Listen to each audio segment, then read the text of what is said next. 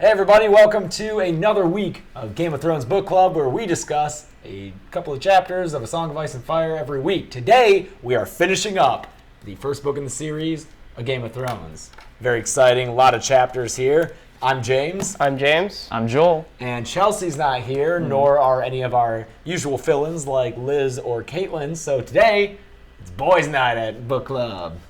Boys' night, boys' night, boys' night. Boys' night. Lots of locker room talk. Oh, shit. Oh, no. Just kidding. There's no locker room That talk. means that the audio's working. Yeah. Good. Good. Hey, how about that, guys? Audio is working immediately. On that note, if anyone's too loud, if anyone sounds weird, let us know. We'll adjust it on the fly just for you. I will be drinking from my Peter Baelish Littlefinger mug. I'll be drinking from my new Stannis Baratheon mug. Oh, it's new? Yeah. We're not there yet, Joel. We're almost there. Thank you, Hannah Lewis, for sending this to me. I love it so much. Thank you myself for sending this to myself. I, as always, have my Stark mug. That's right. And your Mormont tea. You're also not on camera. So Nope. You're just a disembodied voice. Appropriate. Also, this is our first book club with Gressel as a married man. This is true. Yeah. My lady wife got me this mug. Awesome. Well, guys, welcome back. Are you excited to finish this book? I am. I am so excited to get through this and move on to Clash. I just, especially, and I don't know if it's because I read it so fast, but I feel like the end of this book was just like plot. Yeah. I don't think there's a lot of us to really sink our teeth into.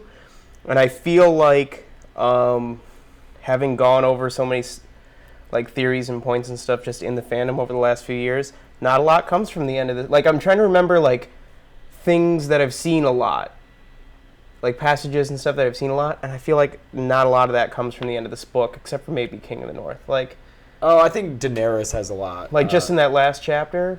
I think in the chapter before, she has those prophetic dreams. Right. That kind of stuff going on. But yeah, mostly it's just kind of wrapping stuff up. Mm-hmm. And sending characters on their way with a clear trajectory for next book. Yeah, we get Renly declaring himself king. It sets up the War of the Five Kings, which is so awesome. It's such a fun focal part of the next two books. Yeah. Yeah, and then just the fallout with it when we move into Feast. But that's months and months away. For now, we're discussing these last few chapters of Game of Thrones. And so what's our first one up here on the docket? Catelyn 10, right? Where is that? If you're using the mass market paperback versions like we are, it is page 694. If you do not have these books, there's a link in the description. Through Amazon, you can buy them. We get a tiny little kickback. So let's get this chapter discussion going on Catelyn 10. And this is the Whispering Wood, right? Yeah. This Good is a stuff. cool chapter. Yeah, and how I forget, because I know that we have Tyrion's battle described in detail in this book, and in the show it's all done off screen. How is this handled? Also completely off screen. Just as it is in the book, right? Different. I think that I think that we get the Lannister men point of view where they're just sitting having a good time in the wood. One of them hears something, and then the wolf comes in. Does that open the episode, maybe? It might. I'm not sure, but I know that we get. And then I think it's cut surprise. to dragging Jamie in front of Catelyn. Yeah. I think that's how it goes. we don't get Catelyn's perspective of it as well. Yeah, and that's an interesting way. It's cool because we just had this detailed fight with Tyrion's chapter, and I think that really sated my want for this epic battle description. And this is a really interesting way. It's her just hearing things, not seeing things, and worrying about how everything's going. And then we just get kind of a recap of the battle from what was going on. But I found the language in this chapter to be really I'm not great with English. I was not an English lit major like you guys. But is this romantic writing? The prose style? Everything seems really... it just keeps coming back to the word romantic in my head. Idealized, medieval Sure, kind of language. that's not romantic in the literary sense. Okay. But I do think that there is what I thought was interesting in this chapter versus the Tyrion chapter, is that this had more kind of that high fantasy element to it, where it was a lot of things are almost romanticized. Catelyn has this respect for things, and even though she's worried about stuff, she still understands that like there's a way that things are done, and I feel like in the Tyrion chapter, George does a good job of kind of deconstructing that romanticism in just how brutal things are. And I think that that's something, like, you don't get, like, really brutal descriptions of battle in, like, Lord of the Rings. Yeah. You know? Yeah, you don't learn about the guy with his entrails falling out. Yeah, or like, when the horse falls on the knight who's, like, about to kill Tyrion, and then, you know. So, I liked that kind of juxtaposition of coming to this chapter after the Tyrion one.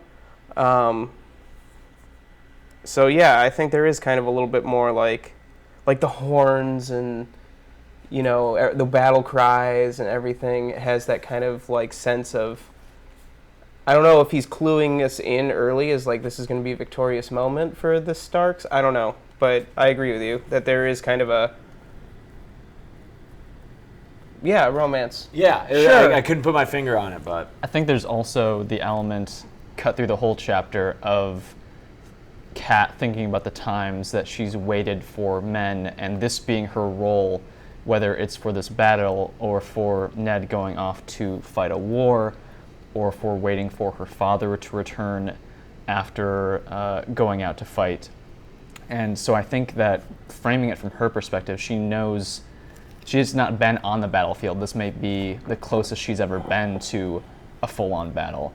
So I think the way she perceives it, it's full of the stakes of battle and what can happen to the ones that she loves. I think she says pretty early on that she learned that her father could be late, you know, they might never come back. So so I think it's a lot of the language, because also a lot of it is infused with memories of the past. So I think that she has only to sit there and think about the past, think about the future, think about her son who came from River Run as a baby. I think the emotion that we're feeling is a lot of just what's in her mind right now. Yeah, and I really love just the passages leading up to when the battle happens.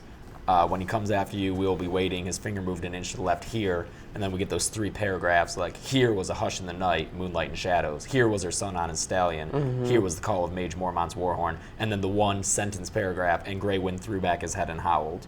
And it's just like counting down to this battle. Yeah, it's really tense. I almost like this battle chapter better than the Tyrion one. I think that there's a poetry to it, and I think it might be because it's from Catelyn's perspective and she's a little bit removed.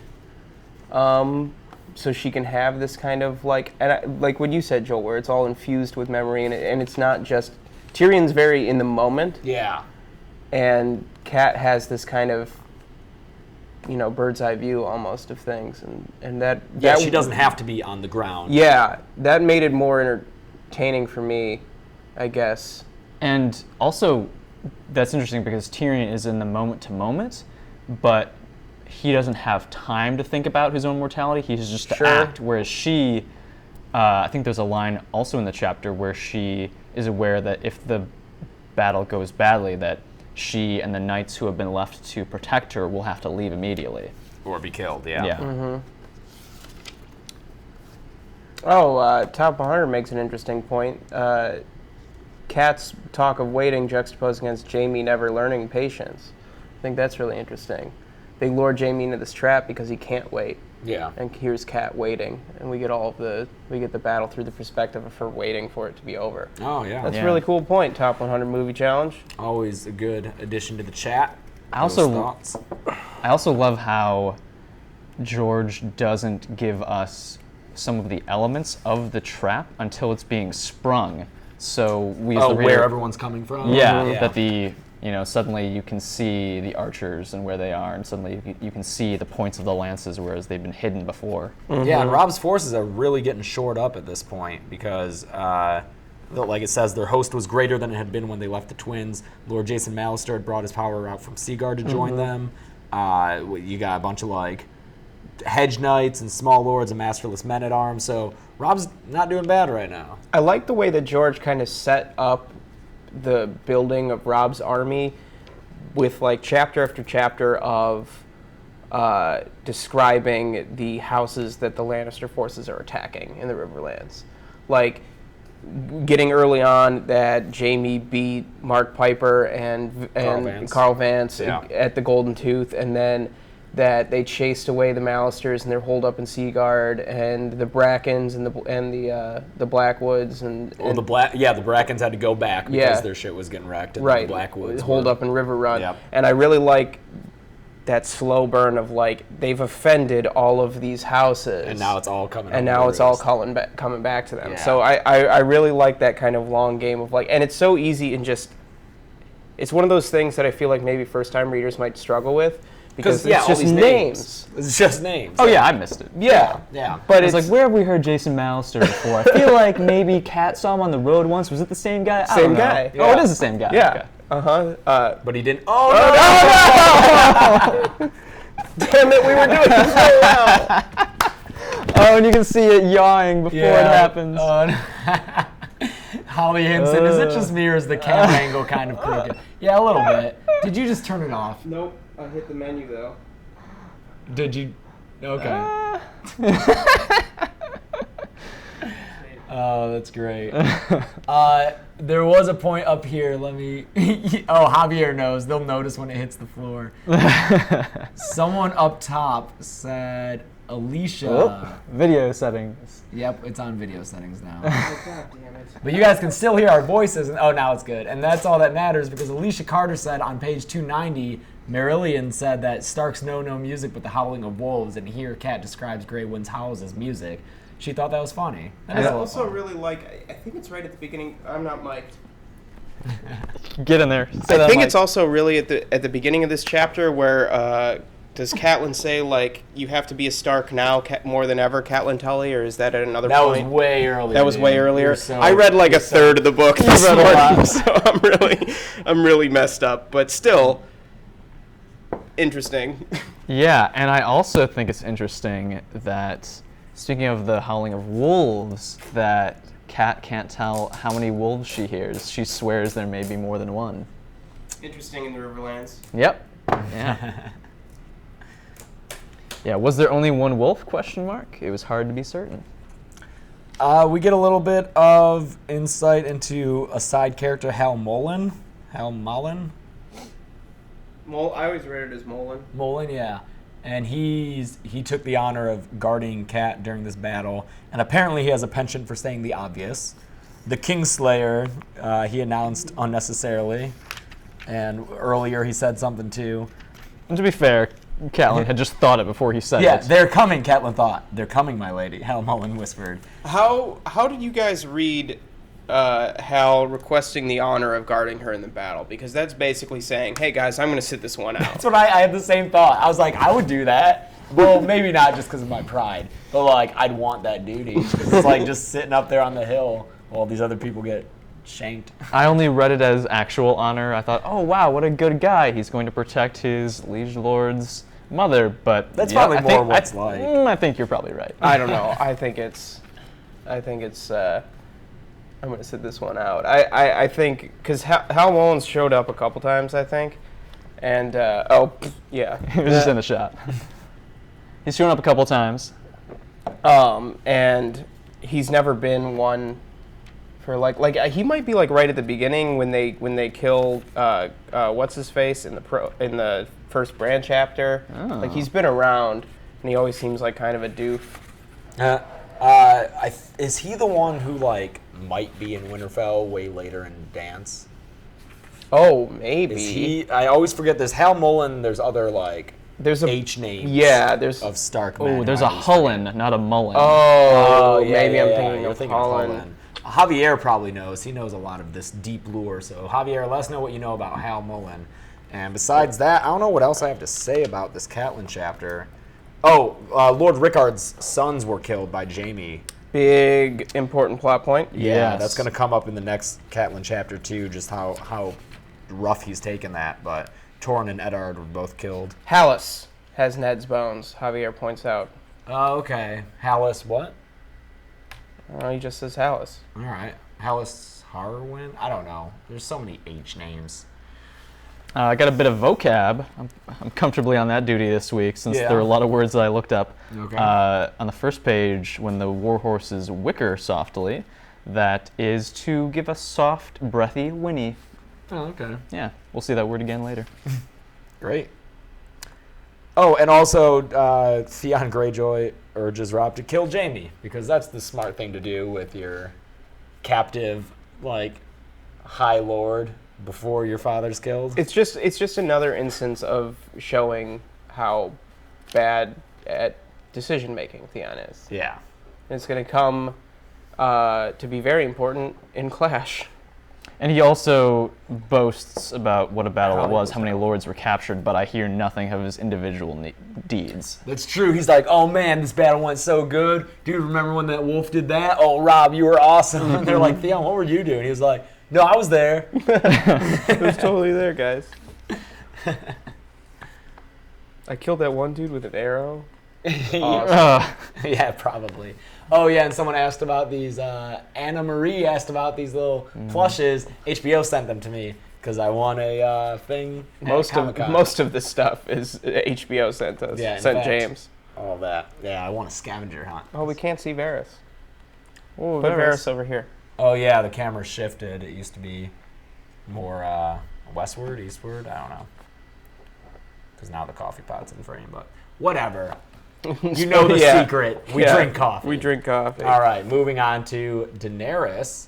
Was this Daenerys 8 or 9? It is Daenerys. 8. I think there's one more. Yes, 8. Before the last one. Yeah, the end of the book really stacks up on Daenerys. Yeah. Lucky us. I don't know. These chapters are all right. It still doesn't really do much for me. It's just all the Khal Drogo stuff dying is such a bummer.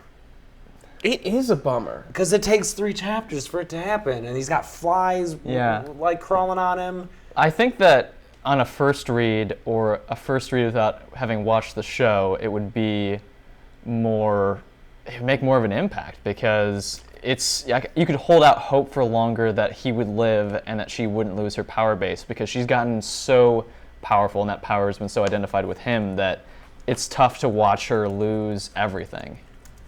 Yeah. Yeah, I guess it's just bad knowing that he's going to die for it to be drawn out like this. Yeah, and I think you're right. There's, except for when we get into prophecy, when things start to really fall apart, there's not a lot else besides plot, and that plot being, flies and buzzing and falling off of horses. Yeah, so that's what happens in this chapter. He falls off the horse, which is basically condemning a Khal to death. And then Miri Mazdur does some blood magic. And then there's that kind of a cool fight. I don't know, this chapter might be my favorite of the 3 Daenerys that we read, because it's got that fight at the end there with Jorah defending Daenerys, and all against 3. Kotho? Yeah, all 3 of Drogo's blood riders get killed. Kotho gets killed by Jorah.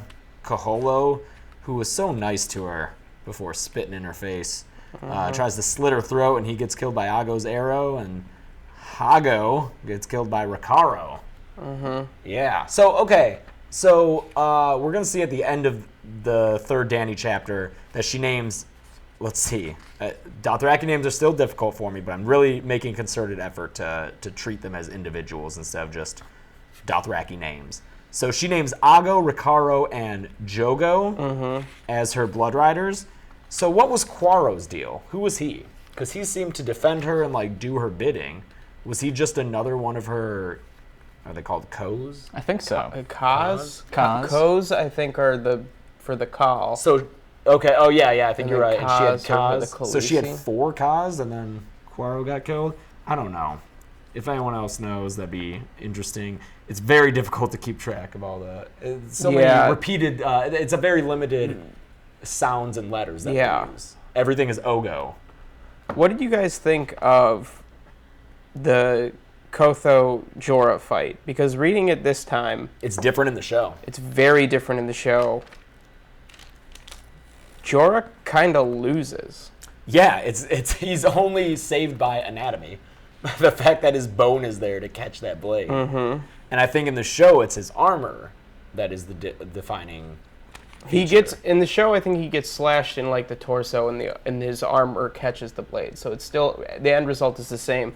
But in the book, the way that this fight is described, he's getting his ass kicked. And if it weren't for his armor, he'd be cut up into pieces. Yeah, because it does say that it like bounces off the there's sparks board. fly off of his gauntlet or his greaves or something. Gauntlet. Yeah, a curved blade glanced off a gauntlet. Mm-hmm. So yeah, without that. He gets cut in the face because he didn't put on his helm. So yeah, it's kind of a weak sauce performance by Jorah. Yeah, and I think this is interesting too, because we got another instance of a foreign swordsman fighting a Westerosi knight earlier with Meryn Trant and oh my god, Syrio. Yeah. And Syrio, had he had a real sword, the implication is he would have. I don't know. You can't beat compare a Meryn Trant. Bravosi to a Dothraki. No, but what I'm saying is that is the point being made that knights rely too much on their armor? Maybe. And that Jorah is more of a clumsy fighter than.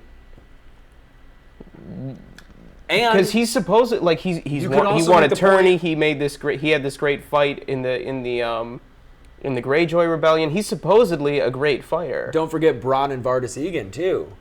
His armor slows him down, and So yeah, I guess that's 3 occasions in this. Although Jorah does end up coming out on top, where it's like the armor knight is inhibited by his armor, and these other alternative fighters, whether they be like rogues or Bravosi. Is this setting up a something that's going to pay off much later?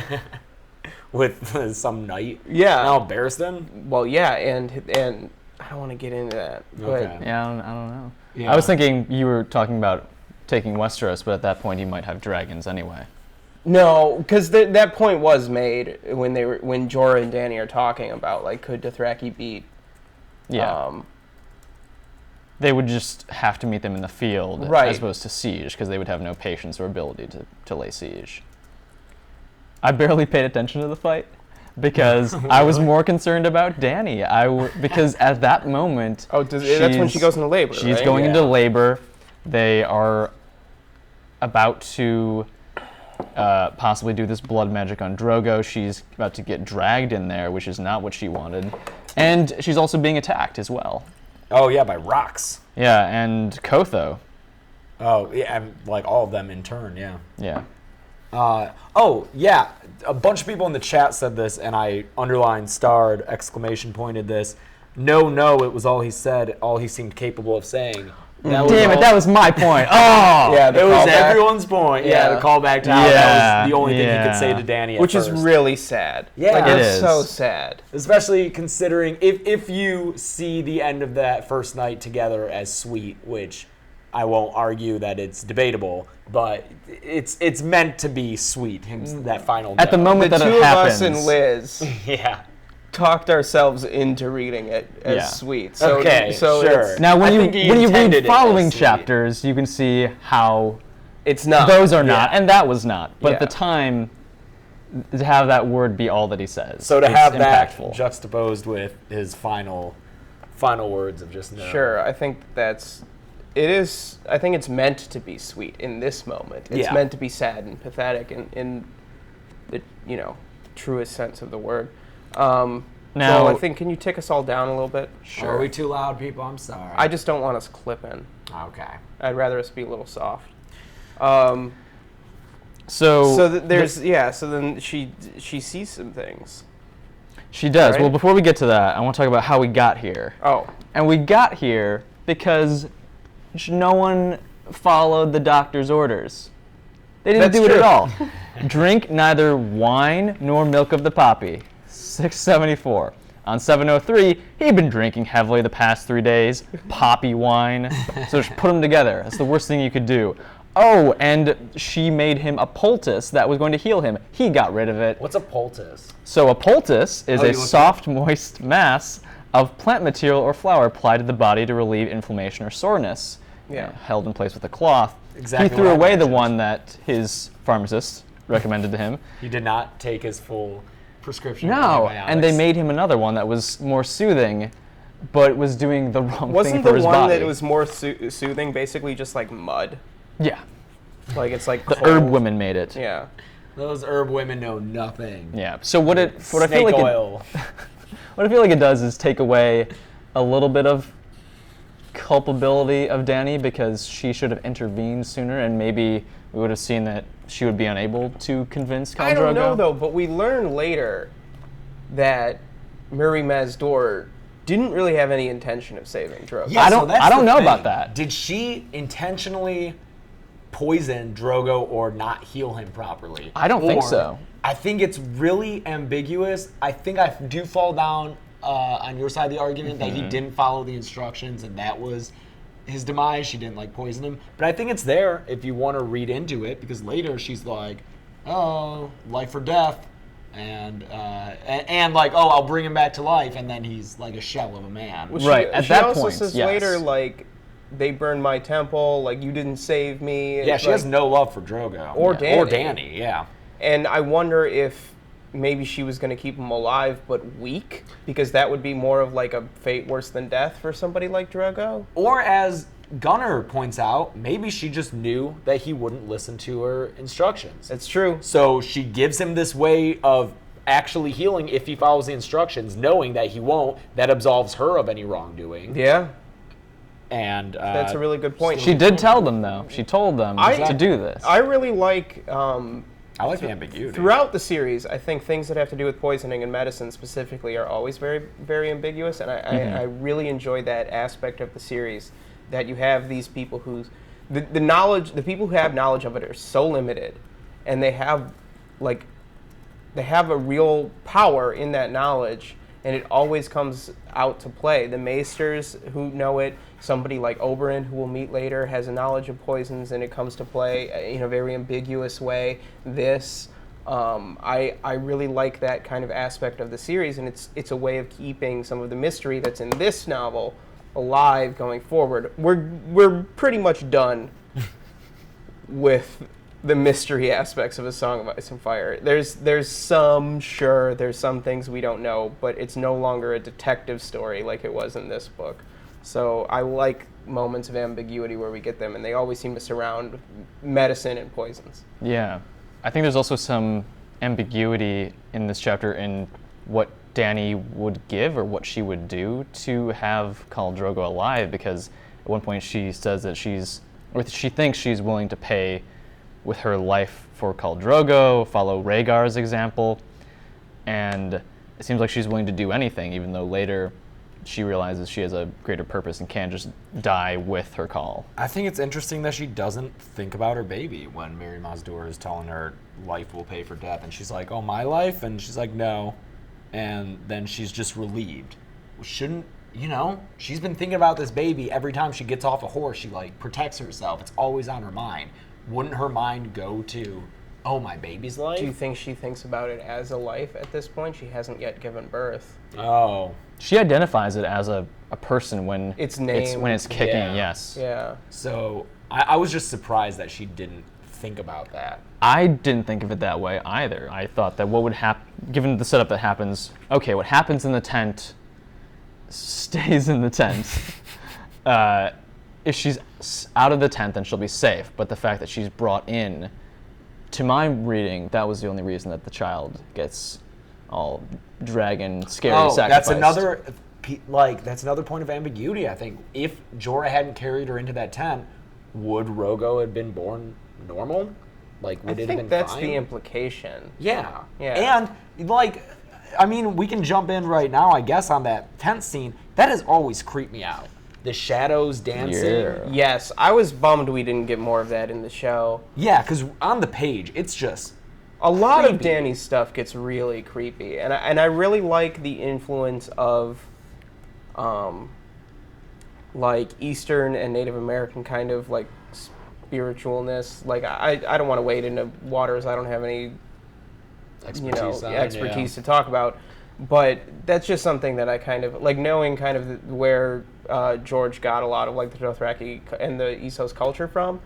I think that something like shadows dancing and fire magic and stuff like this is something that's really interesting, to think about, and like that could have been such a cool thing to see visually, and we never really got it on the show. Yeah, because through the blood-splattered sand silk she glimpsed shadows moving. One-line paragraph: Mary Mazdur was dancing and not alone. Like that's always stood out to me. Yeah, the shapes she moment. screamed. The dancers. I love the dancers. Like So do I, that's so guys. creepy. Brand loves his dancer too. I think it's interesting. God damn it, Joel. There's a shadow of a great wolf in there. Yeah, I think it's interesting that we have the shadow of a great wolf. Another, like a man wreathed in flames. Are you thinking of your boy Manus? Oh, I'm thinking it's Manus. But I don't see mention of a lion. So, okay. The man wreathed in flames could also be Azor Ahai? Azor Ahai or like Roller, or however you pronounce it. Yes. Yeah, right. Roller. Yeah. Bringing those two images to, like, bringing a wolf and the man wreathed in flames together in the same paragraph is interesting, especially this Ice and Fire? this early. Yeah, Ice and Fire. Is there any other kind of like John imagery in here? Well, we get the ice and fire later when she's making the funeral pyre, for sure. But yeah, besides this, one line stood out to me that I really liked. He was, what was it? He was fire in human skin. That I just like that imagery. Mm-hmm. And you know what? This read through on these chapters, there are moments that I'm reading where I'm like, damn it, George, I think you're unnecessarily getting graphic with like sexual violence and or just sexual imagery surrounding Dany. Later when it's the whole... Oh, when she like puts perfume the on perfume and stuff. thing, really, I was like, why? And then this, I mean, it's weird to say that I excuse the passage of sexual violence rhetoric more, because I can see it as a point of like Kotho is this horrible guy when he's talking about what they're going to do to Mary Mazdur. That's a really rough paragraph. But it's a horrible paragraph, and it's just like, oh, I don't want to keep reading this shit. But yeah, I guess we need to hate Kotho that much. But yeah, later on I'm like, why so much sexualization? And it didn't bother me the first time, but reading through it again is just, there's a lot, you know? I think it also speaks to revealing to Dany the culture that she has come to identify with. In this chapter, she's wanting to assert the power that her role has given her, but she wants to do it by her own rules, and you know, she's not respecting what it means when a call falls from his horse. She is getting resistance from Kotho, from others, that she cannot give orders, and that Jorah is explaining, you need to go because this is what will happen. They won't respect your child. They will kill your child. And I think she's just resisting that. She sees herself as powerful and outside of the Dothraki culture at this point. Yeah, and that stuff like however, that seals the deal. However, power, whatever way she can get power, I think she will do that, but her own way. Yeah. It's frustrating to me. I think it's one of the reasons why I never really connect with Dany. Is that she never really connects with the people around her, and that, but like she's pretending to, and that bothers me. Like Jon doesn't really connect with the people around him, but he's struggling. He's not trying to be. He's not trying to do it. He's like struggling with. He's connecting to people despite a resistance. Yeah. And Dany's connecting to people as a ruse. She's saying, I'm one of you. Yeah, in a way to get what she wants. And that's just so, it's disingenuous to me in a really frustrating way. It gets worse as her story progresses. Like especially when we get into like Storm and Dance with the like, I may just be a little girl bit. Oh. You know, but like, it's frustrating where we get like these moments of like she resists these aspects of this brutal culture and she's trying to change it, but then she names Blood Riders and says that I'm going to be your Khaleesi, and it's yeah, but you know, sometimes the best way to change a system is from within. So adapting certain traits of the culture that aren't as problematic as a way to win over those people and better convince them when you later say like, hey, maybe we shouldn't rape. Sure. And I don't think it's entirely conscious on her part. We're not seeing any lines where she is saying... conscious on her part. Okay, interesting. Yeah, because here I think that we got chapters earlier on where she felt a part of the Khalasar and felt comfortable in her own skin with her hair dirty and her, just caked with dirt. And she's like, oh, okay, I'm a part of this culture, not understanding what it means. I think she just moved on from that point. And when she saw things that she didn't like but that were part of the culture, she immediately wanted to change them and felt that it was her right to do so. So I don't know if it's not a ruse or if she just doesn't care. Your eyes are so deep brown. You have really nice eyes. Oh, thanks, James. Yeah, they're like just pools of brown. Anyway. That'll play great in audio form. Let's move on to Arya 5. Right? Is that cool? Is this the big Arya chapter? Yeah. It is, yeah. And I'm sorry that there was more to discuss in that Dany chapter than I thought, but we have a lot of chapters ahead. We do. We have a lot of chapters ahead, and I think we're going to move through them pretty quick. Some of them will be tough to find be fair, things it's to talk the about. fact that 3 people are here instead of the usual 4. That's less people spouting off their opinions. One of them's me, though. I count as 2. That's true.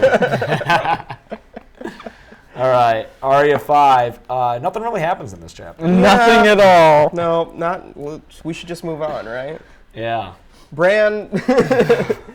I like how the chapter starts with a couple of pages of just like a good number of pages of her just wandering around, and it really lulls you into a false sense of like, oh, this is just gonna be a regular Arya surviving on her own. I like the way that this chapter's set up that way. Like the plotting of it is really great. And I remember the first time I read it being just like, wait, what? Yeah. Like it takes there's so much book left. Yeah. It takes a turn on 722 when it's just far across the city, bells began to ring. Like that's the breaking point in this chapter of, oh, is something about to happen? Like that's really well plotted drama. Because there's already stakes in the beginning of this chapter. Like Arya has to figure out how to survive. Her stuff was stolen. She has to find food. City Watch is out there. Yeah, she learns people that the are Gold after Cloaks her. are with the Lannisters. So there's already like so much happening and so much tension, and then you ramp that up in such a way where all of these things that were already life and death for Arya don't matter. And I love the way that he does that, and it's such a turn. And obviously, like this is one of the things that people credit as like a big like reason people love this series. Yeah, this is a defining chapter. It's a defining moment. Yeah. But just on a micro level, looking just at this chapter, that plotting is just so deft and interesting in and of itself, absent of the fact that he kills the main character at the end. Yeah. I want to point out, too, something else that just makes me adore this series. Page 718, she's talking about her escape from the Red Keep and trying to get out of the city and how she visited each of the 7 city gates, and she describes them. The thing I love about Game of Thrones is that right now you can Google a map of King's Landing, and there it is. It's a map of King's Landing as envisioned by George with all these gates in fixed positions, and he works within this world that is real to him and to us as we read it. And it just made me think of Lost, which I was a huge fan of. And one of the things that appealed to me about the series was the fact that it was this universe with like this appearance of depth to it that you could really get into. But when I learned that the showrunners didn't have a map of the island set up ahead of time, that they weren't working within the confines of an established reality, that future episodes could just make up whatever they wanted because they hadn't established distances or like features of the island concrete, it really disappointed me. Mm-hmm. I was like, oh, this island isn't real to you. Whereas in this series, even something as minor comparatively as like the city of King's Landing, it's a set place with rules and borders, and they'll never change on a whim just because George needs something to happen. And this is just something that just really appeals to me on a deep level about this series, and I don't know. Well, it's a detail that it's another detail that's emblematic of the way that he kind of plots things. Like the city of King's Landing becomes so important, like the physical layout of the city becomes so important going forward, especially when we get into Clash, in the end of Clash, that setting it up now is paramount to paying that off later. It's the River Lords. It's all these minor names that are just names on paper at first and then come back to be part of Robb's army later. It's world building used effectively to tell story in a dramatic way. It's not world building for world building's sake. It's not just like, oh, he wanted to sell a history book on top of the books of, the novels. Like every detail is there for a reason, and I think that that's the mark of good world building versus just sprawling. Like you can make it up as you go just along. make it up as you go along, or like dawdling, like, oh, it's taking forever for him to write these books because he's writing all this history. No, he's writing all this history to make these books as good as they are.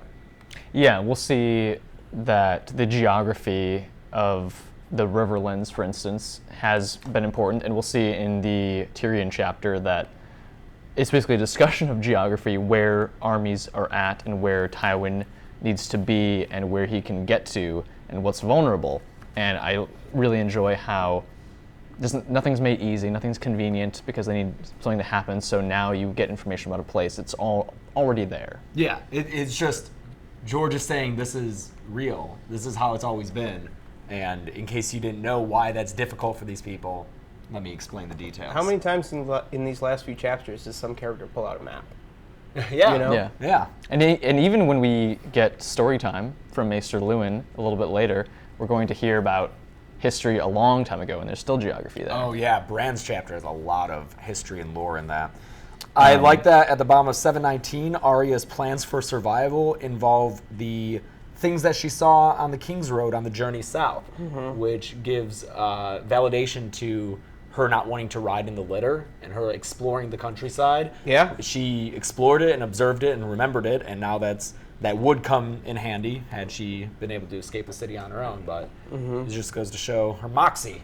Yeah, I'm really impressed with her planning and her resourcefulness. She's taking a very analytical approach. Like, there are emotions that she's fighting, but in checking the gates daily. Yeah, she hadn't checked that one today. Yeah. Gives the impression that, she's systematically checking them. Yeah, but she's also coming into contact with conflicting values. She's trying to live as Ned would have her live, and she talks about finding it difficult not to steal at this point.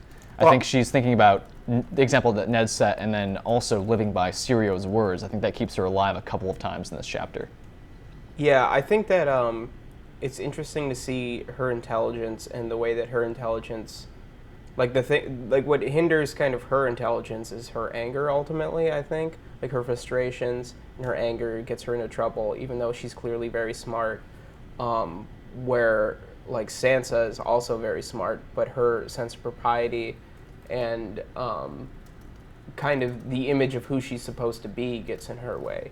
So and Jon too. Jon has an intelligence, but his emotions get in the way. It's interesting to see the Stark children, and what ultimately brings them down, even though they have the capability to succeed, and they all have these kind of each Stark child has their own kind of tragic flaw and their own kind of tragic story arc, in a way. And I think that's just more good storytelling. And I think she's analytical and very savvy about her approach to survival up until what happens at Baelor the Blessed, because at that point she is angry, as you were saying, and just wants to save Ned. And so she's running through the crowd without any concern for herself or what she could realistically do. Yeah, jump on the sept and with needle take down Owen Bane. Yeah. And so it's Yoren stopping her that I think also saves her.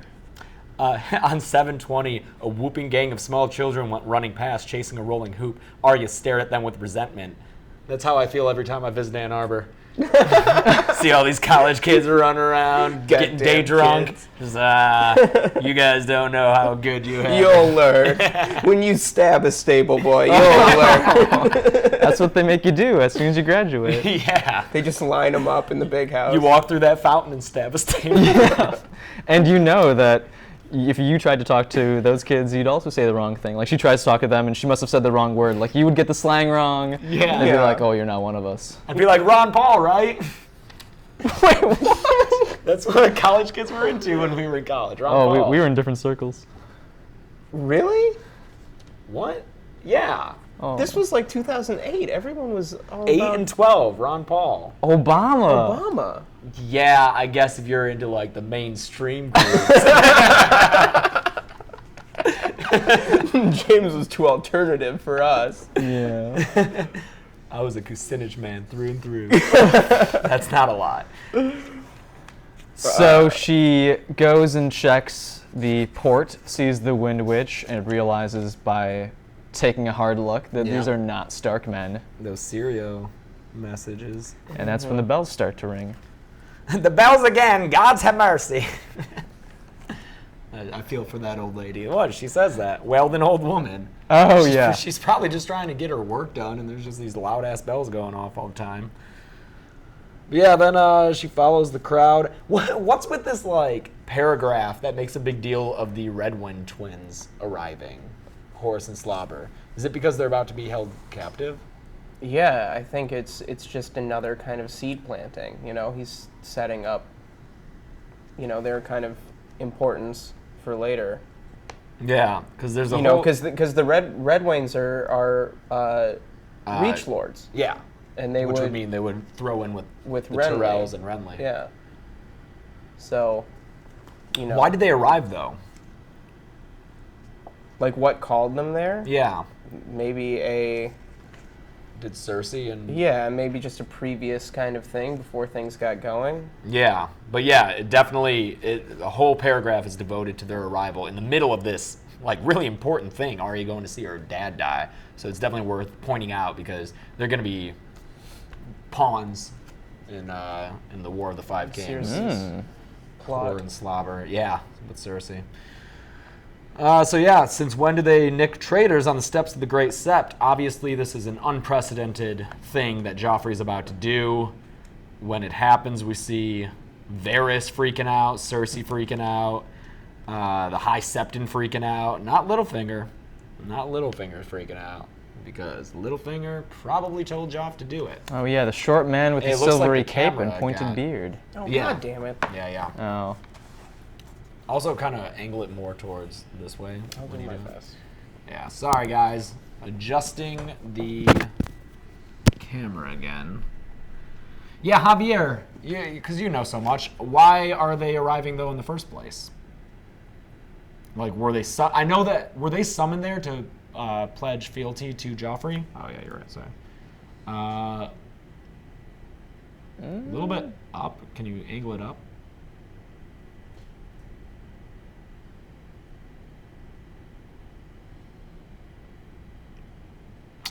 That'll do, Pig? Yeah, I don't know if that's level, but it looks good. It's good enough. It's not chopping off any hair. And that's the most important thing.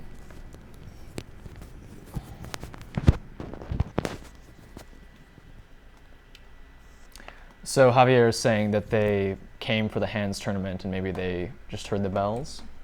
We're approaching to see what would happen. A long time ago. Yeah, the Hands tournament was a while ago. Whatever. A lot of folks had left King's Landing who were from any of the regions that would be in rebellion.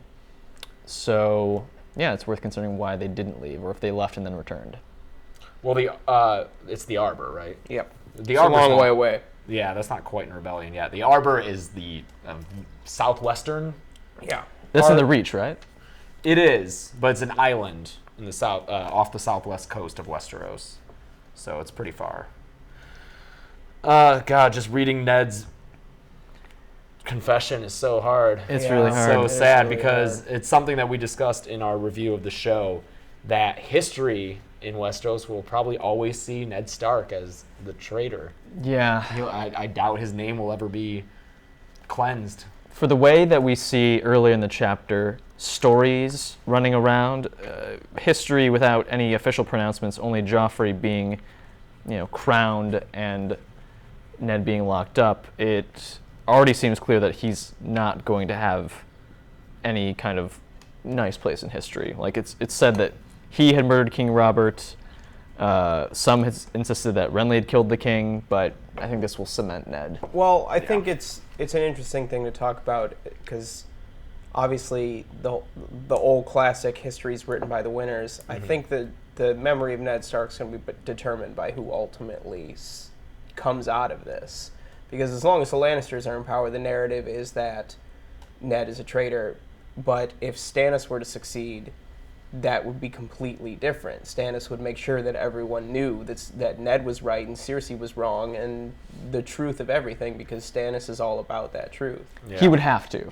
Yeah. He may have no love lost for Ned, but he would have to because Ned was doing right. Right. Yeah, so when she sees him, he has fine clothing on, but he was thinner than Arya had ever seen him, his long face drawn with pain. He was not so much standing as being held up. Yeah, he is a shell of a man.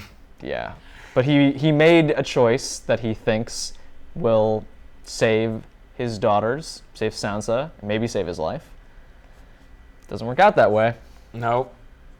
When Ilyn Payne is coming in to do the deed, lords and knights moved aside as he stepped through, tall and fleshless, italicized he, and he was made a big deal in the Sansa chapter. I always find it interesting that Ilyn Payne is kind of built up in A Game of Thrones, and he does is this like grand villain. Yeah, and he has more of a role in the books than in the show. Right. Obviously, because the actor came down with a bad case of cancer, which went into remission. Yeah, thankfully. he's fine now. Yeah, but he had to drop out of the role. But yeah, it's just never stuck with me. And maybe it was part of the actor's portrayal, which I wasn't a huge fan of. I always felt a little try-hardy to me. Well, he wasn't a scary trained actor either. He's a musician. Really? Yeah. Oh, I didn't know that. I forget his name, but yeah, he's an English musician, and so it wasn't the best performance. It wasn't the best portrayal. He never had that kind of he was creepy. He's a creepy looking guy, but he didn't have that kind of. He didn't inspire that sense of dread. Yeah. The way that Brian McCann as Sandor does, or Thor Bjornsson as the Mountain. But I don't know. He's got a baby face. In my mind... Yeah, but you don't see his face. Yeah. In my mind, I just substituted in the executioner from the third Harry Potter movie when he's coming... So Dumbledore is walking along with who is it? I don't know. They want to kill Buckbeak. Yes, Wilco Johnson's his name. Oh, okay. Wilco Johnson, yeah.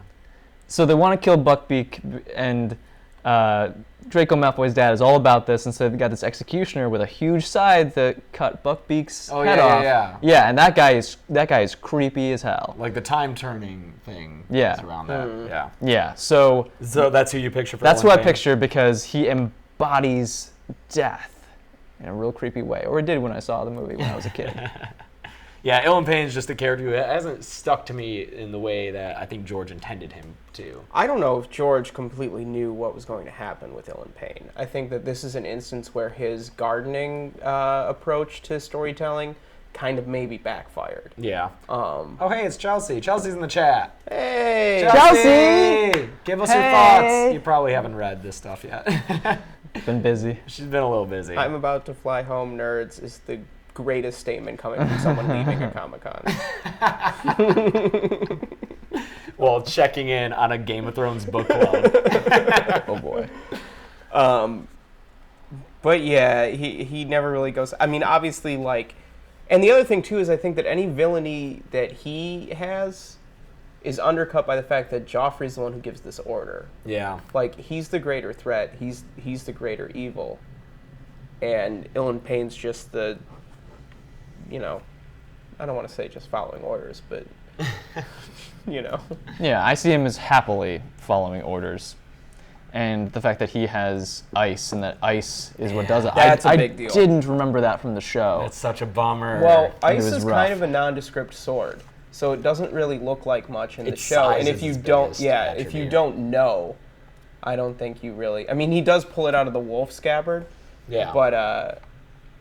But it's a detail you have to be paying you have Yeah. to know, I Yeah. think. I'm sure on an eventual rewatch after I only read this, because I can't do both at the same time. It'll get too confusing. I'll notice that. And Ned gets killed. Yeah. Yep. And he... Dead Ned. Dead Ned, man. Yeah, Ned's so dead, baby. Joffrey says that at first it seems like he could let it go, and that... Joffrey's such a dick. Yeah. Cersei has bid him that Lord Eddard take the black. Sansa has begged mercy for her father. And Sansa looks happy because she thinks she's done a great job. I have done this. My father is going to live. I've gotten him to do this. And it breaks. They have the soft hearts of women, Joel. Yeah, great.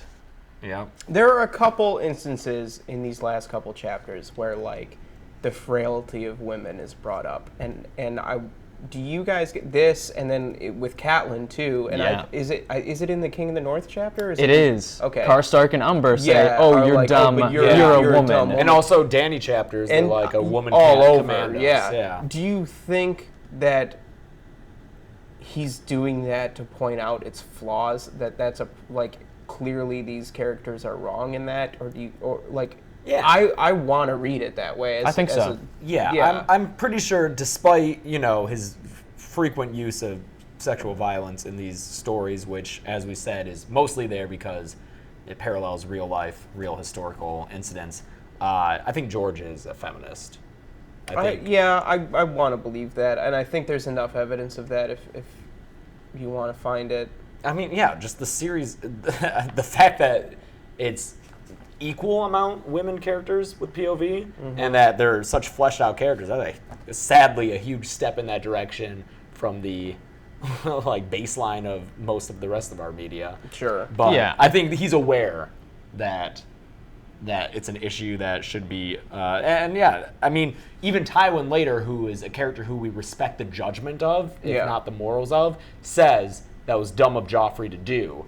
So by Joffrey doing that and saying, "Oh yeah, women, you don't know any better," and then Tywin's like, "That idiot should have listened to the women," essentially. Yeah. I think that validates that perspective. And I think that a different story, one could argue that a different kind of take would, as a feminist, would be to tell a story without any sexual violence, without that. But I think that George is doing some important work in taking this setting and a kind of similar, or his own take on the medieval period, and realistically depicting from several different vantage points the struggles of women. And I think over the course of the series, and I only have the TV show to speak to, but we're going to see how women can be, even within this context, take power for themselves or find ways to be empowered. Yeah.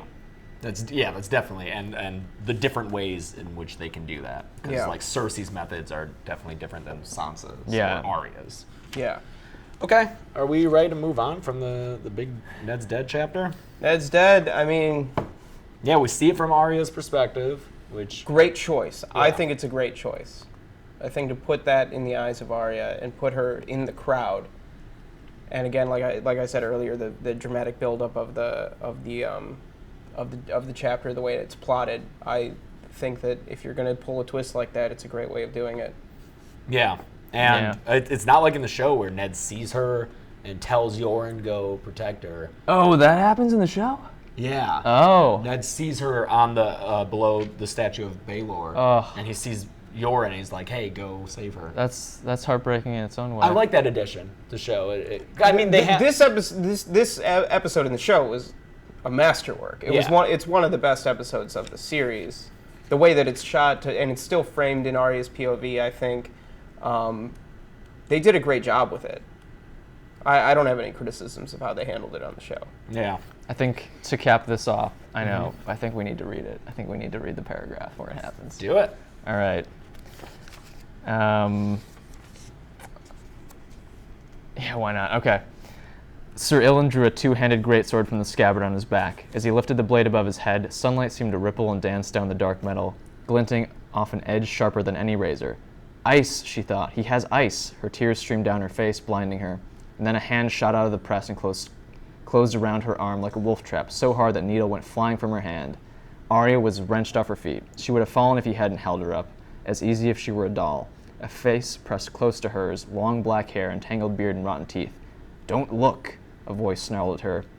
I, Arya sobbed. The old man shook her so hard her teeth rattled.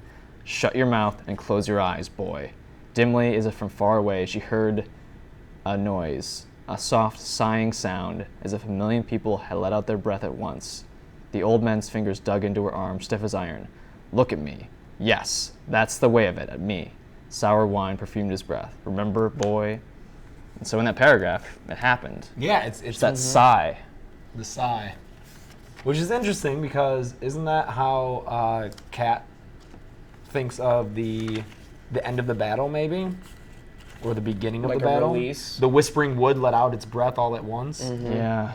Yeah, that made me think But of I the think sigh. that in that sense, it's more of like, that's a louder sound than I think the sigh here with Ned. What I think is interesting is that no one cheers.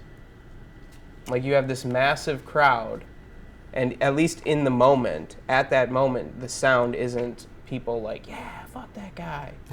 Like, people are shocked this happened. Like, the crowd people were like, I thought he was already dead. Well, he's gonna be. Like, nobody's like everybody's still like, oh my God. Well, they were throwing rocks at him, so I feel as though they Yeah, but supported I this. think I think the actual act, Yeah. no one was prepared for. And I think that to have that reaction from the crowd is really interesting, and it makes the moment more powerful, I think, for me, to have this kind of reaction from people who are removed from the situation to still be in awe of it. Well, you could also argue that maybe there is a reaction and Arya is just too much in shock to acknowledge it and think about it, because we are getting this from her perspective.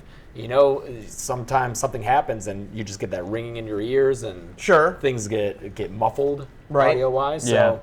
So Either way, but I think, you know, it being the Sept of Baelor, it being, you know, the way that Joffrey sets it up, obviously the Cersei's reaction and Varys and everybody being like, oh my God, no one kind of saw this coming, and it puts the reader in the shoes of the characters, and I think that that's a really important thing when you're doing a twist like this, to have the world in universe reflect your experience as a reader. It connects you in a different way. Whether it's Arya tuning things out or whether that's the actual reaction from people, I think it's great. It was great. I also wonder if they reacted mostly with indifference, because I found it weird that the plaza was beginning to empty. Like, right after it happens, the press dissolved around them as people drifted back to their lives. Sure. Yeah, I think it doesn't matter to them. What impact does it really have? Another High Lord playing the Game of Thrones. Yeah. Yeah. All right, are we ready to move on to Bran 7? Oh, Our yeah. final Bran. A lot of fun history in here. As someone who loves the history and mythology of the series, this was Is that really only Arya 5? Yeah, that's weird. That is weird. Yeah. It is weird. We don't get that much Arya. But I know that in our reading for the next meeting, there's already 2 Arya chapters in those first 90 A lot pages. of Arya in early Clash, yeah. Yeah. It seems like it anyways. Lucy! Lucy, no, she can do that. Yeah. So it's Bran 7, where Bran goes down to the crypts, cites a whole bunch of Stark history, then Lewin recites a whole bunch of Children of the Forest history, and then they find out that Ned is indeed dead. This chapter felt so much longer than it is. It's not a long chapter, but Yeah. yeah, it's just this information dump, kind of, until we learn that they learned that Ned died. I like that telescopes are Mirish lens tubes. That makes sense. Yeah. I feel, weren't telescopes invented in Italy? I think so. That sounds right. Yeah. So, you know, I feel like that's of a... assuming the free comparable. cities are Europe, analogous to Central Western Europe. Europe. Yeah. And Continental earlier in the Europe. book, we also had the lens crafters of Mir being talked of very highly. Yes, their lenses are the best. And this is the first mention of the comet, isn't it? Oh, where did we get that? Is it the first mention of Maester the Lewin comet? agreed with a deep sigh. He was peering through his big Mirish lens tube, measuring shadows and noting the position of the comet that hung low in the morning sky. Oh, 'cause I know the Ah. comet comes in later with Drogo.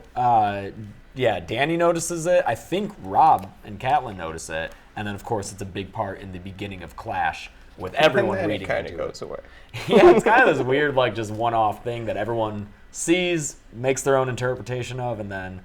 But it can come into play in prophecies and stuff down the line. It's a good ambiguous thing of whether or not it fulfills certain prophecies. Sure. A lot of Azor Ahai stuff, so it serves a purpose. just like this chapter Speaking does. of magic and prophecies and stuff, was the one thing that really stood out to me here when early in this chapter when Bran's talking about how he dreamed of Ned and he was in the crypts and they talked. And then he said he was sad. Why was that? It was something about Jon, I think. How much of this is this just how much do you think is Bran like did they actually have a like did the spirit of Ned through like weirwood.net have a conversation with Bran and Bran's just untrained? No, I don't think so. You don't think so. That's fine. I'm not sure I think so either, but I think it's worth discussing, knowing kind of what we know in hindsight. Well, Bran's bed isn't made of weirwood, is it? Because that actually plays a role. Ned's is. And that will come into play later when Theon is sleeping in it, which is crazy, but really fun. I think it's one of the fun parts of the books. I am more open to the idea because the fact that Rickon has the same dream the same night before, and it's both about Ned and the crypts, I'm more inclined to believe that something was said of importance, but I think that it's different because he seems to be able to remember the Raven dreams better earlier in the book. For one, we experience them. Well, when he's in the coma? When he's in the coma, does he have any Raven dreams after the coma? That we see. He says he dreamt of the three-eyed raven again, but I don't know if or it's the which is it in the books? Is it crow or raven? Because they're different. It's both, yeah. No, it's both. Oh, it's both? Yeah. And he's saying the crow here, but he does say the crow show here, is consistent, and I think it's always corn. Yeah. He does say, deeply disturbing, the dream. I wonder, I don't know. Well, I think the important thing about that is that it has something to do with Jon. Right, exactly. So I wonder if this is Ned unburdening himself. Oh, like and trying showing to reach out to Bran and being and trying to be like, tell your uncle, cousin, who he is. Yeah. Like I couldn't do it. Like tell people, help keep my promise. Is Ned unburdening himself in death? I wonder. That's possibly. I think it's another point of ambiguity that we can, if you want to interpret it that way, you can. I wouldn't oppose it. I wouldn't fight you over it. Sure. I just think it's interesting, given the focus that the last couple Ned chapters have on his regret over that. If there is this kind of maybe subtle implication that he gets to kind of have a release. I just don't know if that system has been established within the series as like someone dying and being able to communicate from beyond the grave. Right, agreed. Yeah. I just wonder, or what's the timeline of it? You know, like it just stood out to me. Otherwise, it could just be a prophetic dream, which are common. Of Ned dying. Yes. Yeah. Sure. And, people have them. Obviously. I think that's the surface level interpretation for sure. But Eric Mishima asked, if not the Weirwood Net, then what? Then prophetic dream. That's it. Yeah. Just like this, your standard run-of-the-mill prophecy dream. Yeah. Even in our world, people often have prophetic dreams. People have kind of senses of family members dying and stuff. That's common. They have premonitions or dreams that they see that family member or they feel them leaving the world and they have at that moment. Yeah. That's very common. And I think it's also, it's interesting that the dream had been deeply disturbing, more so than any of the other crow dreams. So that could imply that it was not a crow dream proper, but either connection to Ned through being Starks that, that's something in the crypts that's semi-magical, or it could just be his anxiety that his dad would be dying. Yeah. Earlier than that, I think that unlikely, Maester Lewin says, responding to Bran, thinking that he and Hodor could be a night together. Mm-hmm. Bran, when a man fights, his arms and legs and thoughts must be as one. I know, that stood out to me too. Like warging into Hodor, thoughts and body as one. I think that was a nice little... Bit of foreshadowing there. And also possibly foreshadowing Hodor scared of the crypts. Yep. Yeah. And obviously the show has gone past any point in the books and revealed something which George has confirmed is the case in the books, although the details might be different. And I'm just wondering if Hodor's ultimate fate is in a location similar to the crypts, and that kind of mental connection might make him afraid of these crypts. It's hard to say, but I think it's intentional. I like that. Oh, that's gonna. Oh. So it's interesting to me to learn a little bit more about the crypts. I did not know until reading this chapter that the vault was longer than Winterfell itself, and Bran says that Jon had once told him that there were levels underneath, vaults even deeper and darker where the older kings were buried. So it could just go on and go down forever. Yeah, that's creepy. Those crypts are... The Winterfell crypts, we could spend a long time talking about the Winterfell crypts. And other people have. Yeah. Yes. But so they go down there. Osha takes him down there because Yeah. she's tall and tough and uncomplaining. What a great three-adjective description. I like so much how she continues to assert her knowledge when Luwin tries to say that, no, these things don't exist. And she keeps saying, I know better, north of the wall. Yeah. All these things do exist. But she's not like, oh, I want to talk about a character that we haven't met yet, who's just like, like, she's like, I've seen these things. Yeah. Like, she talks about how, like, her brother killed a giant or whatever. And it's like... Did she say that? Yeah, in this chapter or previous one, I don't know. I read a lot of this book today. It disappoints me that... Well, go ahead. No. It's just like she's seen these things with her own eyes, and Luwin's just like, no. Yeah, Luwin is so much more... Yeah. In the book, he's so much more dismissive of all this stuff. He does have, like... I feel like in the show, it's just like a one-line thing to establish the Maester's belief of this. But in the book, Luwin is a very hardcore skeptic, which I am in our world. But in our world, we don't have White Walkers and stuff to counteract this. We got the Loch Ness Monster, bro. Yeah, and Bigfoot, Yeah. I'm sorry. You guys are right. Chupacabras. Chupa thingy. How about that? A chupacabra ate my brother. Happened, man. Is that from something? No. Okay. That's just me. Yeah, my life. But yeah, he is gaslighting her a little bit in a way that disappoints me. It's like, no, I don't think so, Osha. I don't know if that's gaslighting, but Osha's the Cassandra. Yep. Oh. No one's listening to her.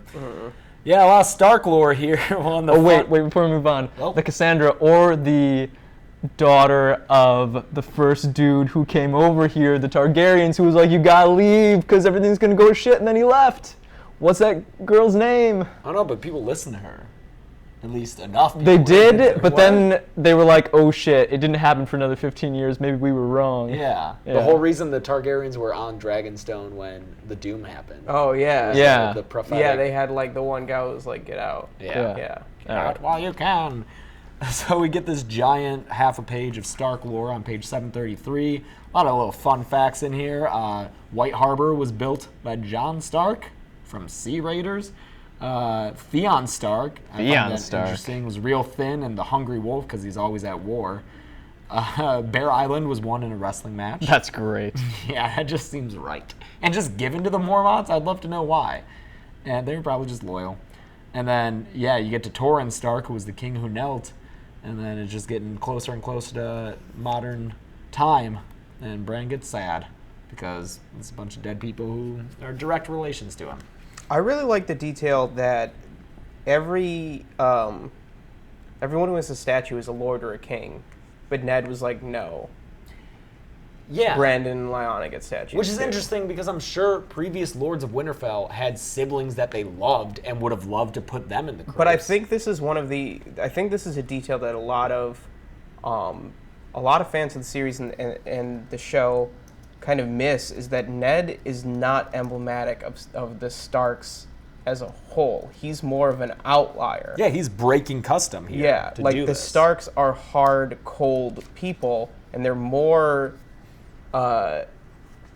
traditionally more like Rickon and Brandon, even though Brandon did show some mercy to Littlefinger. Ned is the outlier. He's the exception, not the rule. He's the compassionate one. Exactly. So I think that this is a little detail that you can look at and see. He's not like the rest of his family. He has feelings that the Starks traditionally do not. Yeah, traditions be damned. They deserve to be down here. Right. Yeah. But I think that that's something that gets him and his children in trouble. Yes. I think if there were a different kind of Stark, a more traditional Stark, at the head of the house, this wouldn't have happened. Yeah, and I think that, maybe that kind of thinking is what ultimately causes Rob's downfall because of the way he reacts to his situation with Jane Westerling. Absolutely. And you can even go back to Ned accepting the role of Hand of the King. Partially, I mean, obviously there are some other issues at stake once they get the letter from Lysa, but partially out of his love for Robert. And I think that a more distant, hard, traditional, cold winter Stark would have been like, sorry, buddy. Yeah. You know? Would it be fair to say that in temperament, the Starks in the past were more like the Umbers or the Karstarks, as we see in other chapters? Possibly. I think potentially you could make the analogy Probably that they're closer Karstarks. like the Boltons. Oh, no. No, the Boltons are evil, but they're cold. Like, you get a lot of descriptions of the Starks as just like warlike. Cold and not evil, so I would say... Fine, okay, Karstarks. Yeah, and I'm getting from this that from someone who's warring all the time or someone who burns his dad's ships, like, strong-headedness, emotions. That was out of love for his father, though. That was like, no more ships. Yeah. No more sailing west. I'm sure that wasn't a short-sighted choice at the time. No, short-sightedness for sure. Hot-headedness. What's the island? What's the farthest west? Last Light? The Last Light, yeah. Oh, I love that random shit. Okay, and then Summer's in there. They discover... Shaggy Dog's in there. Rickon. Just...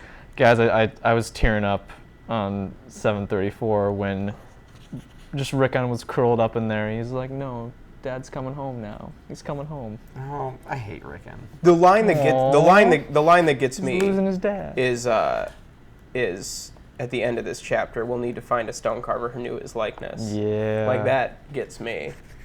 That's just like, oh my God. And Osha, you know what it is. She said, not unkindly. Yeah, that's a really good line because she obviously believes in Bran's. Wait, Gressel can be Q. I don't like this conversation, Chad. Okay. You said I was looking like Data, so take that as you will. I don't know. I don't watch Star Trek.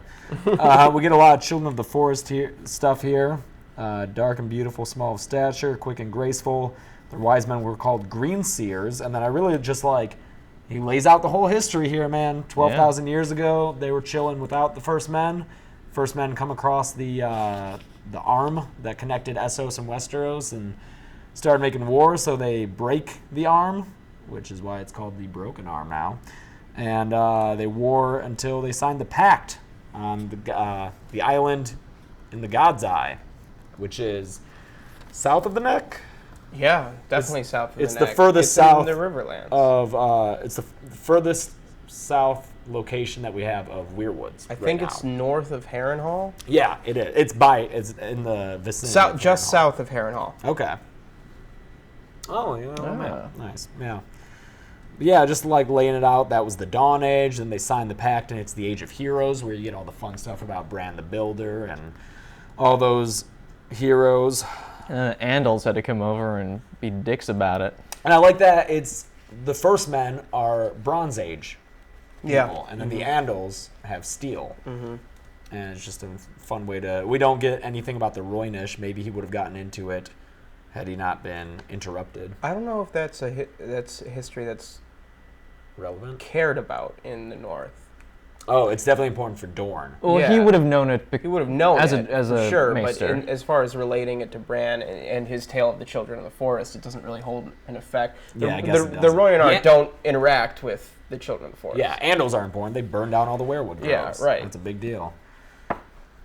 But he's interrupted by the Raven arriving, and Bran knows it's coming with the certainty of despair. And Rickon just starts crying. They just know. Yeah, I like how this ending the book for Bran and for anyone at Winterfell that we've had Rickon just appearing or just being talked about as wild and all the things he's done that people can't control, and Shaggy Dog kind of running loose, and it was nice to get a tender scene between them and see Rickon as just, a little kid holding onto dragon glass. Okay, I just realized how many more chapters we have, so we gotta go. I know. We got a motor. It's but Sansa there's 6. good stuff here. I know, but there's gonna be good stuff tonight too, Joel. We can't go over. Talking about the debates. We won't take 3.5 hours. We won't. Oh, we will. Sansa 6. This is Sansa being real sad. Yeah, she is. This is such an important chapter for her because she realizes so much about Joffrey and what he is and what she is to him. This is the breaking point. I don't think, for her. and I think it's. This is where it's not just Joffrey though. This is where King's Landing becomes a completely hostile environment to her. There is no solace because even Jane Poole bugs her. Like, right? Isn't No, man. No, that's she gone. So far, That's so God much damn it. earlier. Gressel. But still.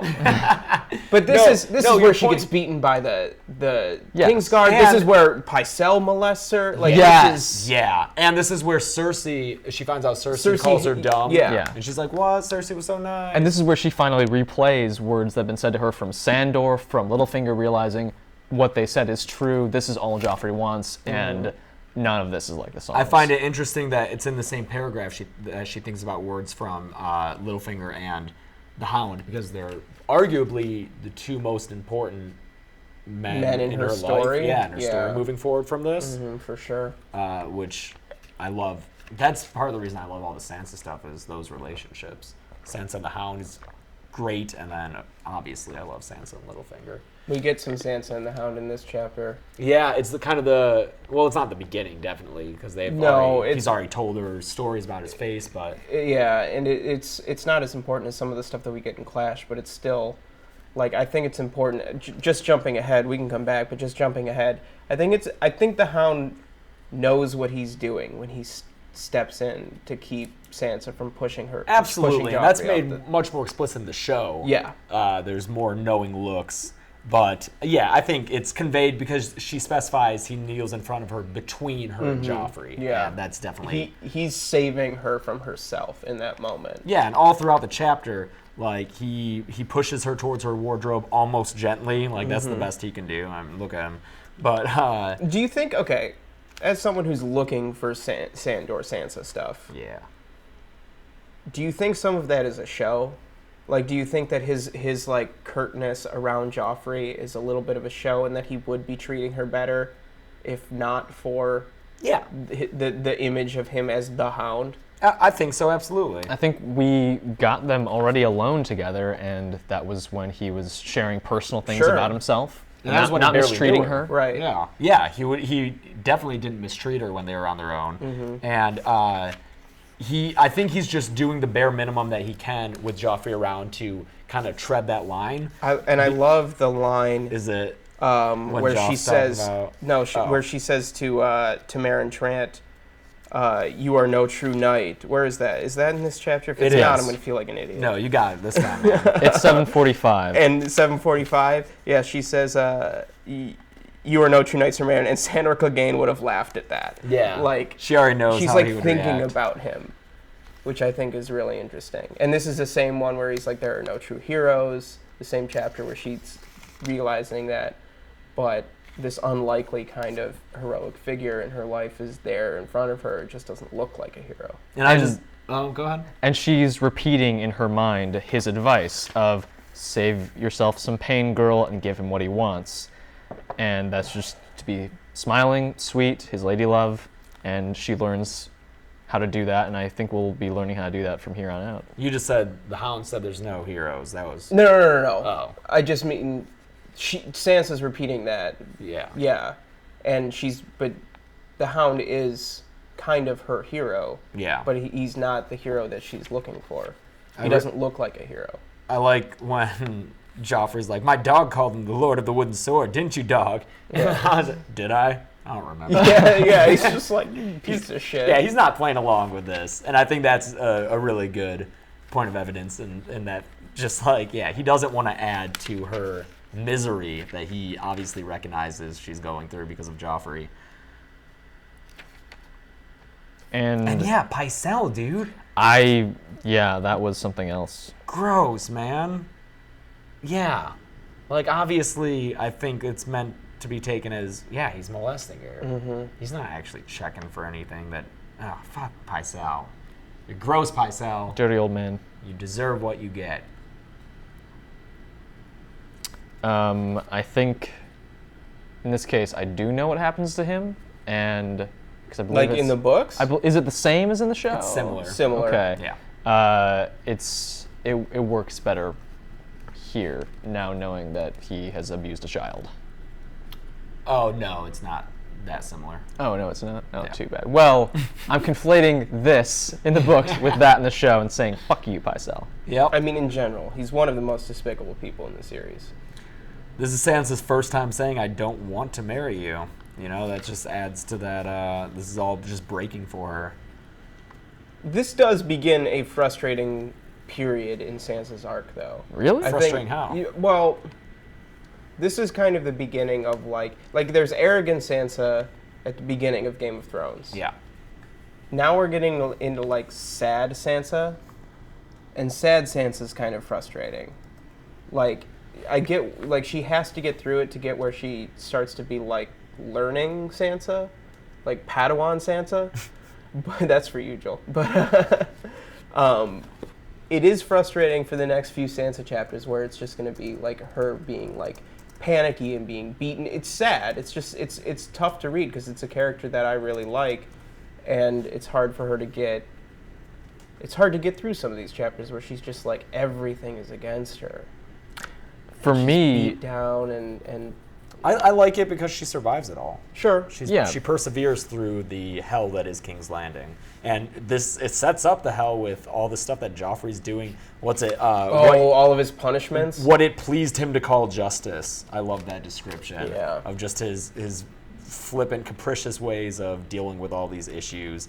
I feel bad for those two knights who were like, so we're having a dispute about like the marker of our land. He thinks it should be here. I think it should be here. And Joffrey's like, fight to the death. That's the one like I think is the most like the gal at the end. I forget. No, that sucks. That does. She suck. loves a guy who was beheaded as a traitor. He's already been killed. Yeah. And yeah. So she's like, sent to the but dungeon. that's extreme.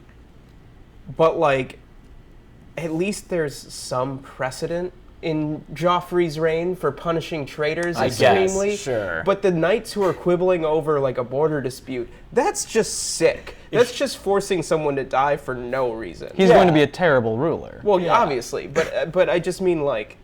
They're like, whoa, no, like we're friends. This is just, we need an arbiter here. Right, yeah. Well, here's my question. Why would you go to the king with that? Are they in the Crownlands? Do you not have a lord already who can mediate that? I would imagine they're in the Crownlands. Okay. Probably, yeah, that's a good point. Yeah. They're probably in that small region. I think a lot of landed knights come from the Crownlands. We also have the terrible example of his justice in the Tavern Singer, who is made to sing the song about Robert once again, and he gets to keep either his fingers or his tongue. Which is just sadistic. Yeah, that's the one thing they show in the show. They don't go through all these other, because you can't have like a montage of, haha.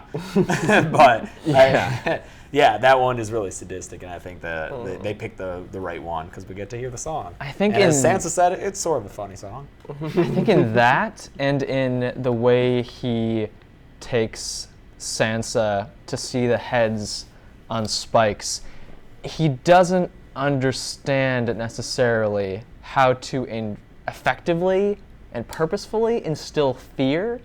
It's just base cruelty to him. It's not maybe a Tywin move where the choice he makes is meant to do something.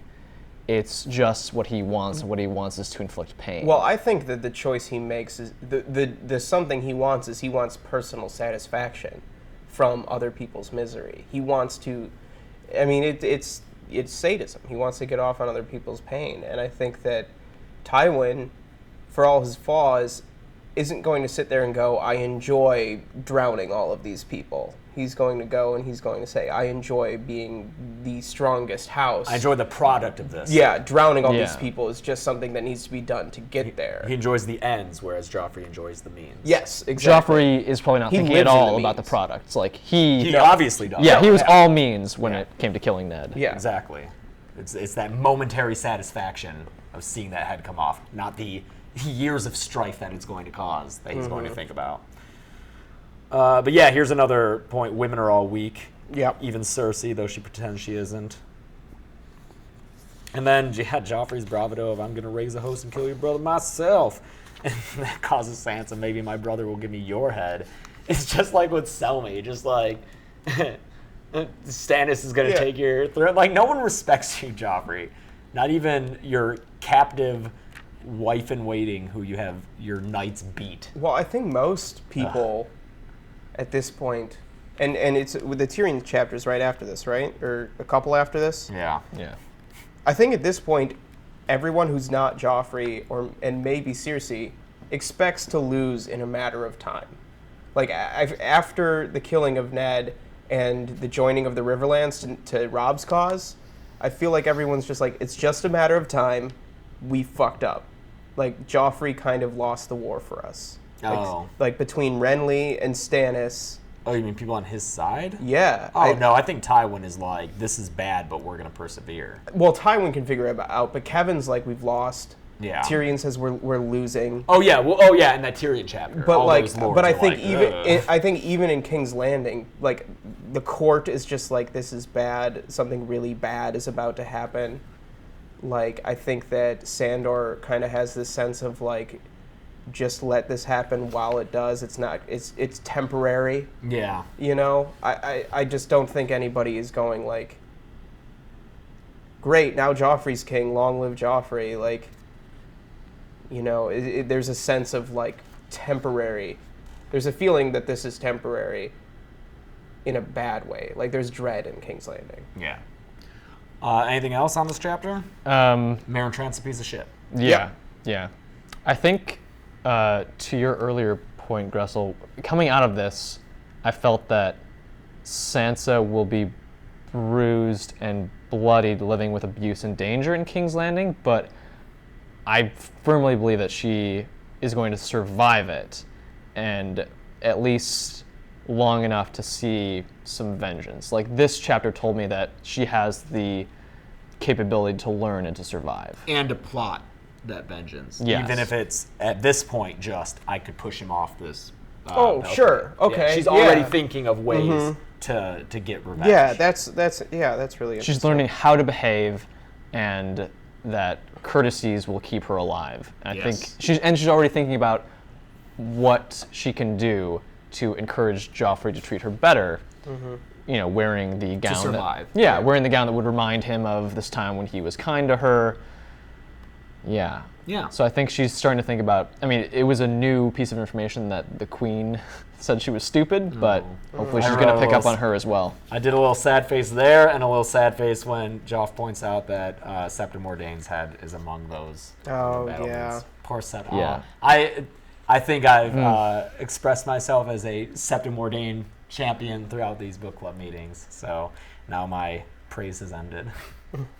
The last thing I want to say about this, I think that the blood on the white glove when Meryn Trant hits her is a really great image. Especially with No True Knight. Right. Yeah, the soiling of the white Kingsguard. And it's the whole order, I think, at this point. You can make the argument that it's once with the dismissal of Selmy and then the act of beating a defenseless girl. Yeah, because there's always more than just the offending Kingsguard member in presence. Like, Aerys Oakheart is standing there when Meryn beats her, and especially he doesn't do anything. Knowing more about Aerys later. Yeah, I think he expresses regret later. He's the one who does, and I think later we find out that he would hit her less. Oh, yeah, lighter. Lighter. He'd, like, pull his punches. Yeah. Which is whatever. Good job, Aerys. You're a great guy. Yeah, right. You didn't hit the 12-year-old girl as hard. Yeah. Are you going to fix that camera? Yeah. Thanks. God damn it. As we move on to Daenerys 9. More Daenerys. Oh, I'm not typing. Can you tell me if it's better? Siri, stop it. Just Shut up. Oh, I think whose was it? Liz's I know. Siri activated in the last book club, and it called cereal, and I forget what it said. Jockin was. It's not good yet. Okay. It's it needs to be, I don't know, tilted. It needs to be tilted towards. Tilted this way? Nope, gee, not what? panned. No. Okay. Tilted down, Like Dutch the style. handle goes down. Sorry guys, minor camera Handle goes. adjustments. This will be fixed next time. How? Yeah, that camera, or no, you see the handle there? This? Yep, That that's side, gotta go if that could go down. down, that'd be great. How is it going to go down? Oh God.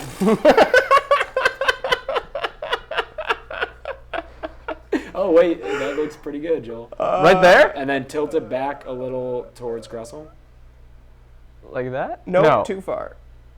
Oh, I'm sorry, tilt it towards A little you. bit- Yeah, no, I think that's Yeah, solid. there, perfect. Sit right. You're leaning in. Well, I'm leaning in because I'm All right. looking. Sorry, guys. There we go. Wouldn't be book club without it. Yeah. Hey, this meeting has had considerable less technical difficulties. Yep. There's no demon sound. All right. On to Daenerys Danny 9. 9. That's what we got. Ooh, this dream. I like this dream. Oh, this is what opens, right? The Yeah. chapter? Yeah.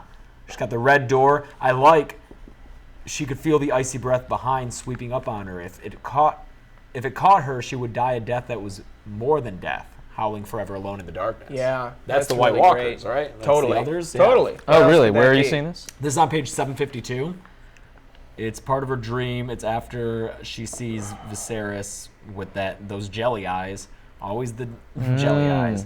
And then, yeah, she's running from the icy breath that will turn her into something worse than death. Good catch. Yeah. Yeah, it seems like it's summarizing her journey up to this point. That you get that she's living in fear of Viserys, finding love and strength with Drogo, letting go of Viserys, feeling the pull of home, changing what the definition of home is from the Red Door to Westeros, or combining them. And also we get, in an interesting way, feeling the weight and legacy of her Targaryen ancestry with the people with gold and hair platinum white. I thought it was interesting that their eyes were opal and amethyst, tourmaline and jade. And then finally seeing herself, not Rhaegar, as the last dragon. Yeah. She thinks that she's looking at Rhaegar as Jorah's voice is saying the last dragon, but she opens the visor and it's her face. She's the last dragon. That's her. Yeah. Do we think that with this repetition of wake the dragon and then it boils down to from don't wake the dragon to wake the dragon to just the dragon, is this her getting the idea? Oh, wow, man. I didn't even notice that. But yeah, like zooming out and looking at just those italicized lines. Yeah. Don't want to wake the dragon, do you? Don't want to wake the dragon. Don't want to wake the dragon. Want to wake the dragon. Wake the dragon. The dragon. Yeah. Is this her kind of being like, oh, Yeah, because as soon as she wakes up, she's crawling towards the dragon eggs. Right. And she gets put back in bed. And I found it interesting that this second waking happens because it's so short. Like, why have her wake up only to pass out again and wake up a third time? But the only thing that happens in that second wake up, this is the middle paragraph on page 754, is that she drinks wine and asks for the dragon eggs. Like, the only thing she is capable of doing when she comes to is to try to get those dragon eggs. And luckily, when she wakes up the third time, her arms are wrapped around a dragon's egg. so you pointed out the White Walker imagery. Yeah. Obviously, anytime something like this comes up, we're going to go ice and fire. Yep. Top 100 movie challenge says, Danny says, all the grief has been burned out of me, which is a cool parallel to Ned's last chapter where he says his grief froze hard inside him. Interesting. Great. Yeah, Ice and fire. very good, Thank you, top 100 movie challenge. Very good detail, good catch. Is this implying that the way to defeat the White Walkers is dragons? Is this just like putting it out there? I think so. It's that simple. Yeah. That's a little frustrating to me, What?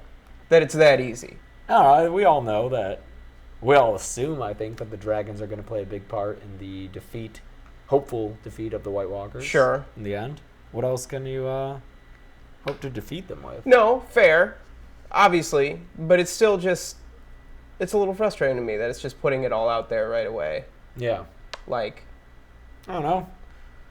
I think for what we know now, if we were just reading this for the first time, then it would be more in line with your framework of planting a very small seed and then developing it over the course of successive chapters and books. Yeah.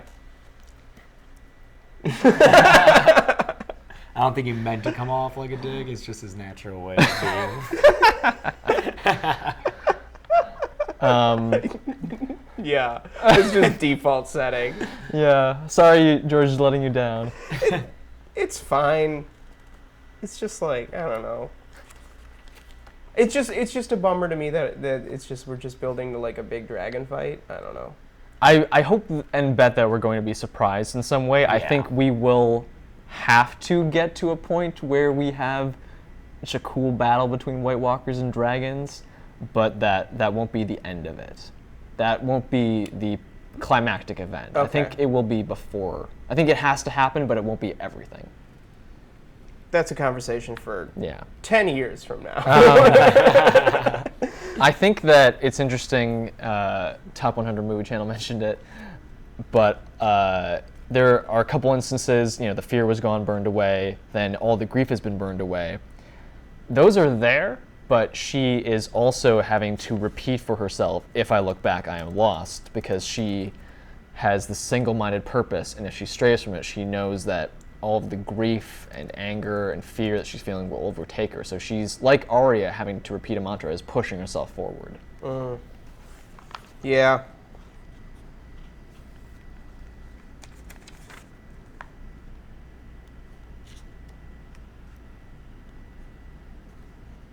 This is like where like we learn about her stillbirth. That's another thing. The shadows in the tents always creep me out, and then the description of her baby is also just, I think, one of the most grotesque passages, aside from passages of awful sex. So I think we need to read it. Well, here's sure, yeah, let's read it. So up to this point, she has woken, and Miri Mazdur has been summoned, and she asks about her child. Can I read it? Yeah, you should. Yeah. Monstrous, Miri Mazdur finished for him. The knight was a powerful man, yet Dany understood in that moment that the Magi was stronger and crueler and infinitely more dangerous. Twisted, I drew him forth myself. He was scaled like a lizard, blind, with the stub of a tail and small leather wings like the wings of a bat. When I touched him, the flesh sloughed? Sloughed. Sloughed. Oh, you actually pronounced that, GH? Sure. The flesh sloughed off the bone, and inside he was full of grave worms and the stink of corruption. He had been dead for years. Gross. Years. So gross. Is that real? Yeah, that's my question. Is that literal?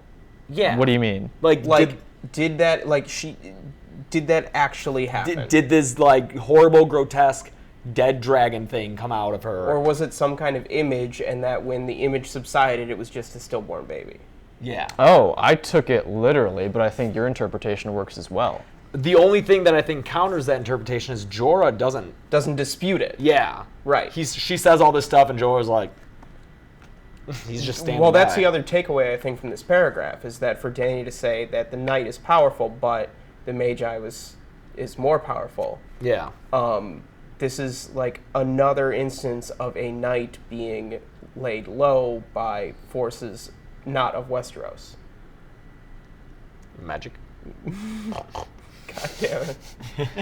So we also, conflicting with that and supporting the idea that there was something to the child other than this, Dany says that she surmises that Jorah had killed her son, Dany knew. So yeah.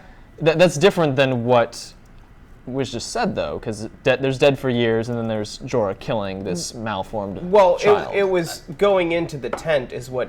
Oh, that's...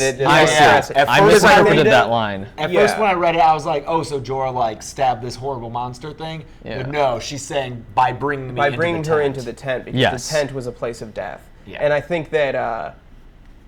oh, man. Damn it. Miri.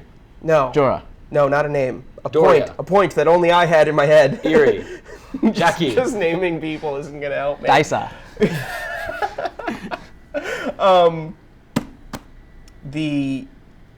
Oh, okay. Do you think that Dany's dragon visions informed what her stillbirth became? Oh. You know, because there's clearly dragon imagery in that. I think so. I think, to your point about her waking up and crawling to the dragon eggs, this is her making the choice.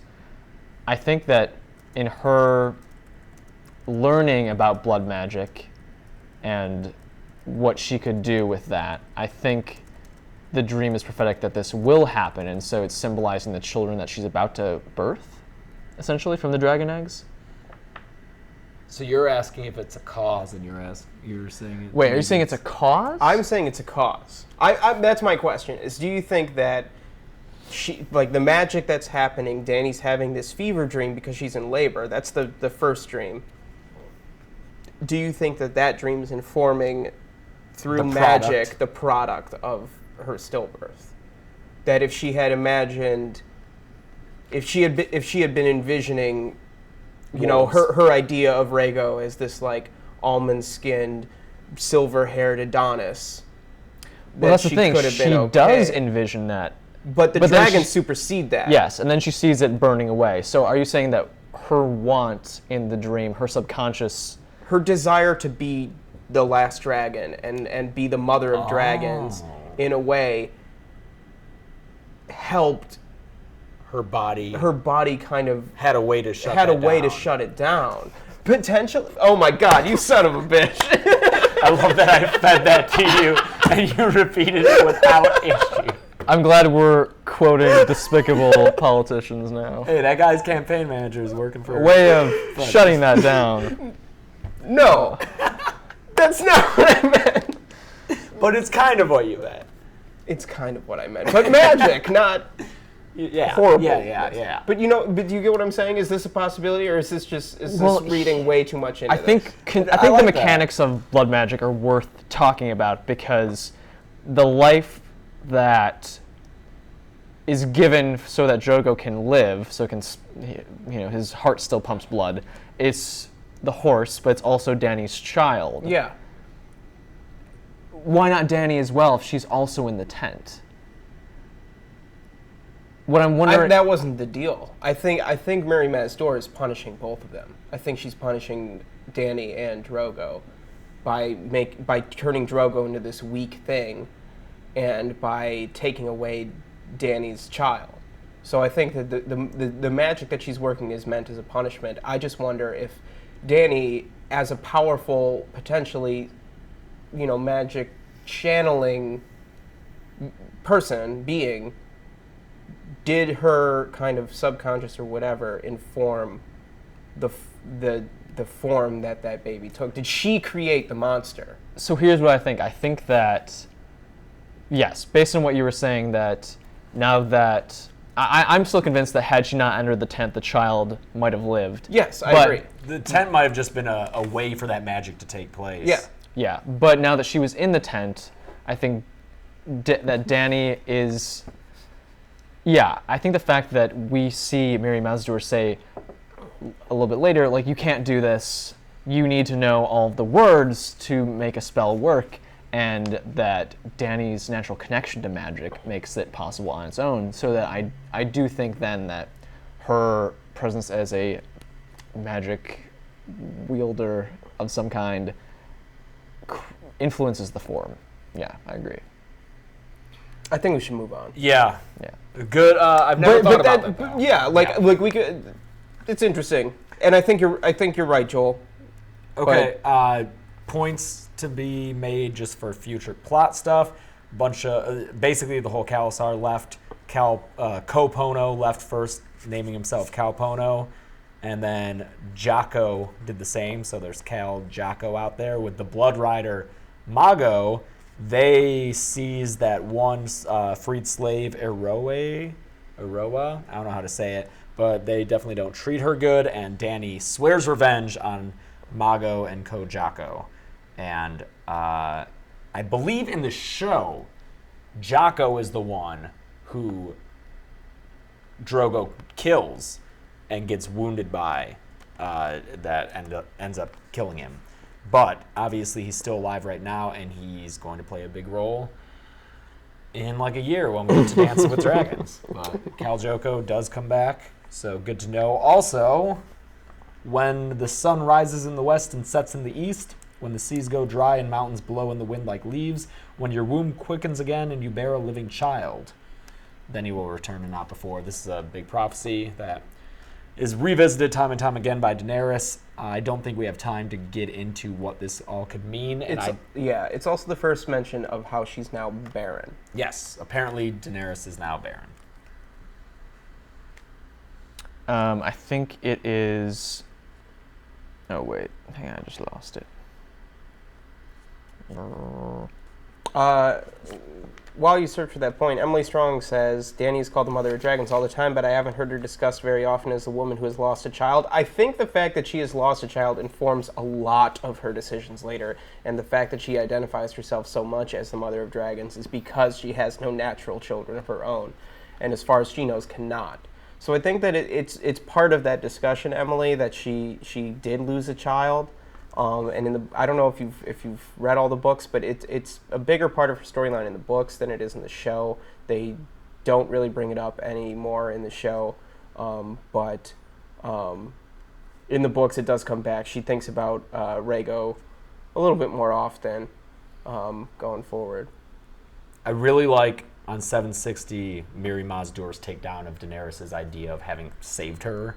Yes. When Mirri Maz-Duur says, like, no, you didn't save me from being raped. I also saw my god's house burn. Mm-hmm. I saw my baker die. I saw boys' heads.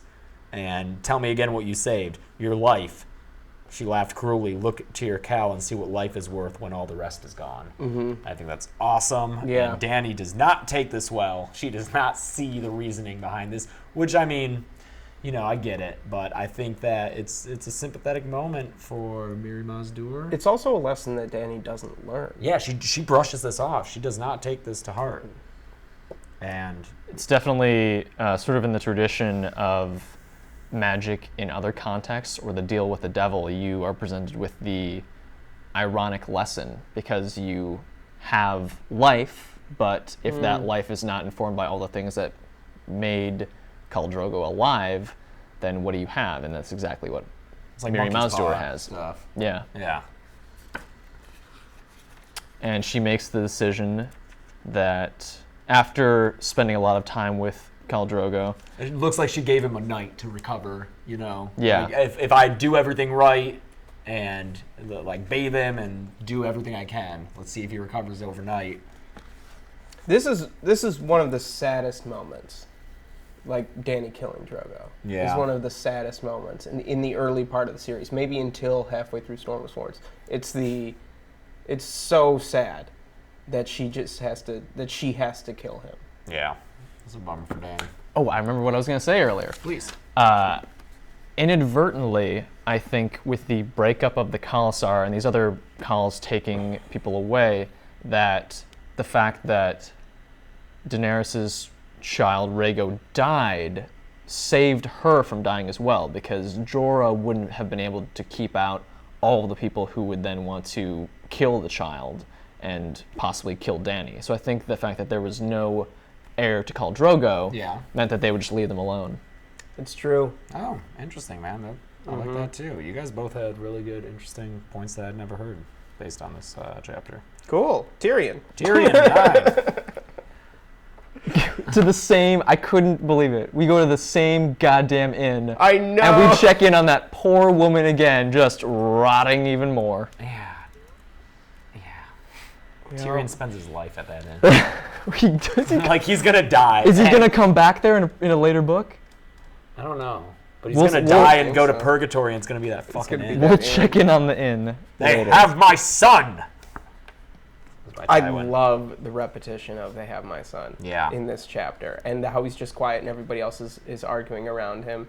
Like, yeah, it's Tywin pages of arguing. Such a presence. Like, all he has to do is be in this room. Like, I think that this is such great writing to have to open this chapter with "they have my son," Tywin Lannister said, and then pages where Tywin says nothing. Yeah.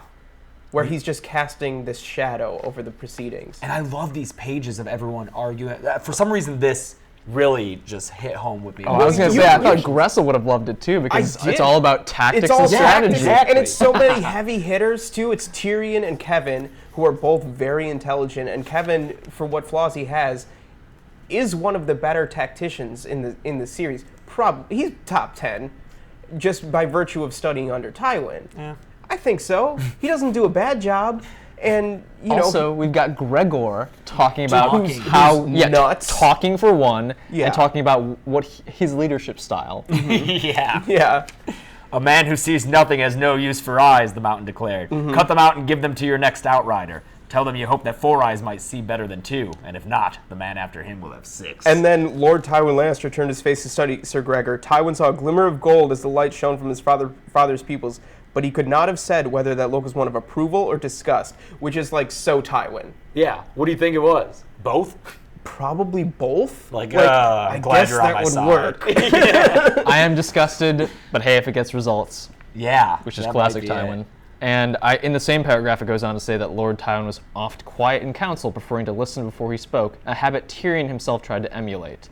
So I think in the end of the chapter, when Tywin passes off the baton to Tyrion, say, okay, you are of some value, go rule in King's Landing. We're seeing that there's similarities. But if we're jumping ahead to that, and we can come back, but if we're jumping ahead to that, I think that this scene in the book is different from the show in that in the show, if I remember right, when Tywin says go to King's Landing and rule, Tyrion is excited and almost happy to have that responsibility. It's kind of everything that Tyrion's always wanted. But here in the books, yeah, it's different. Oh yeah. For Tyrion to be so disappointed that Tywin has given up on Jaime, and to take no pleasure in this assignment, and obviously then the stuff with Shay and everything, but but for him to say, "You bloody bastard, you think Jaime's good as dead, and I'm all you have left." Like Tyrion can't,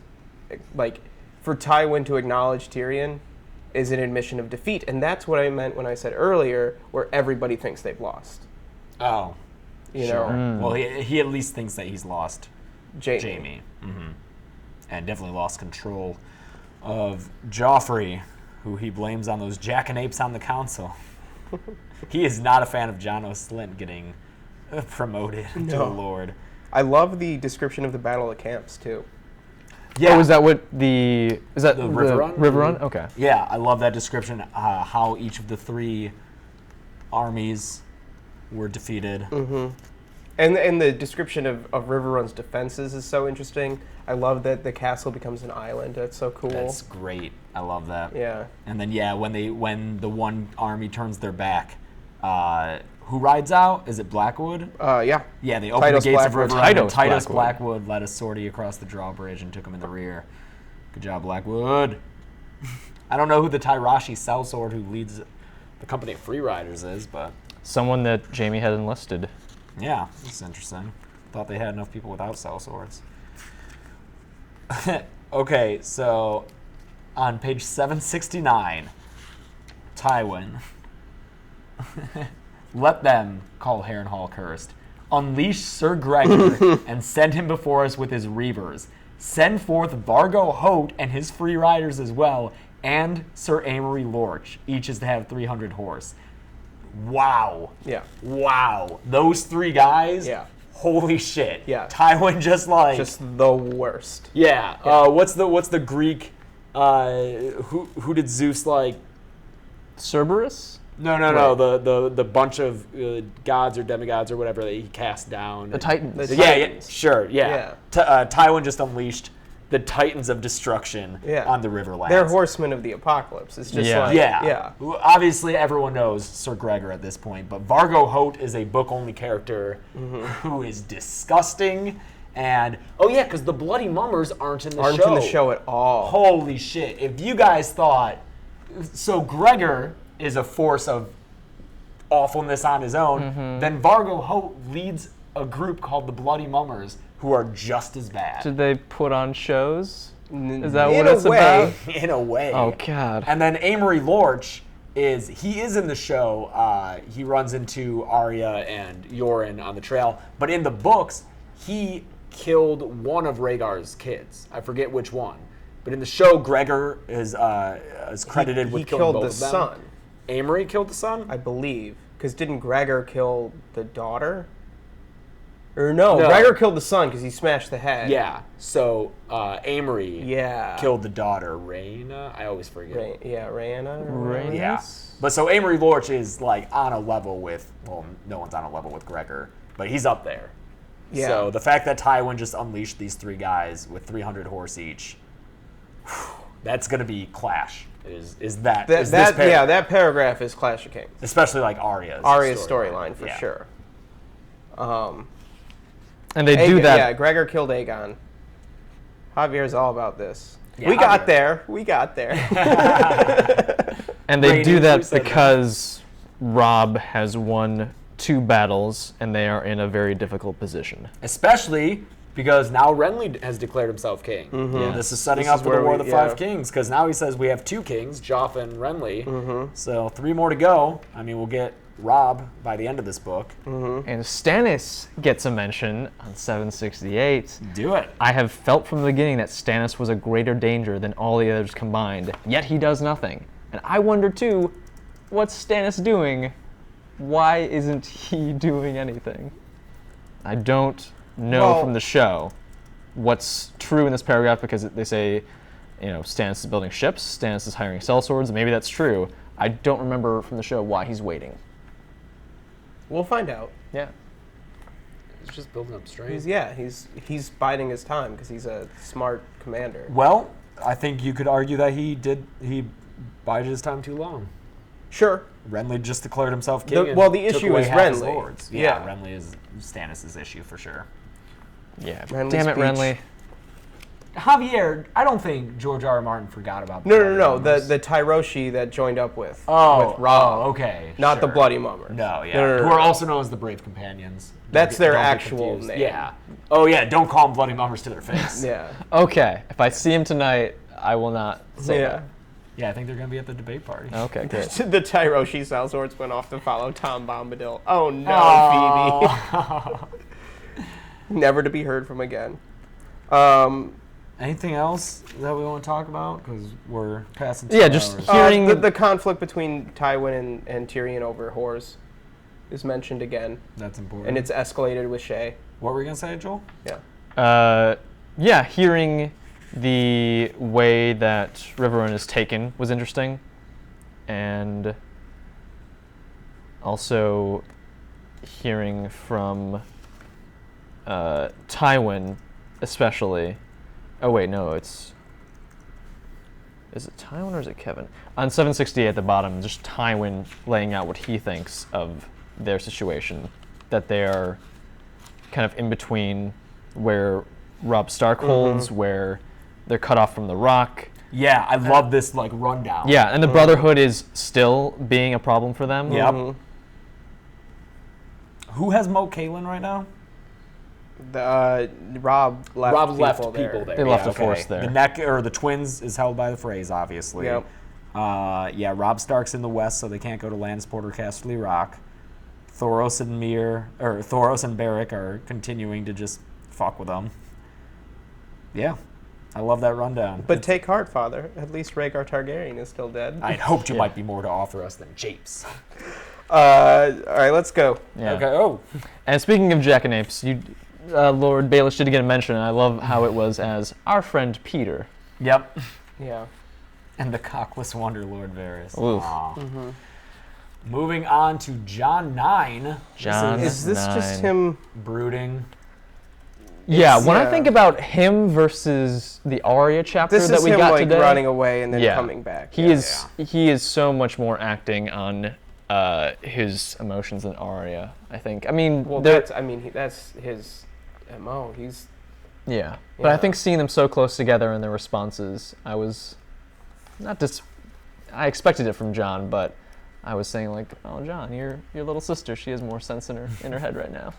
Yeah, this chapter has always been one of my less enjoyable It's ones. resolved so quickly Yeah. And the end is cool. I like the end, but besides that, it's just we've seen him take these midnight rides before. Yeah, and like I like the honor brought you back, but did I say it was your honor? He said my friends brought me back. Did I say it was your honor? You know, like I like that line. That's nice. Yeah.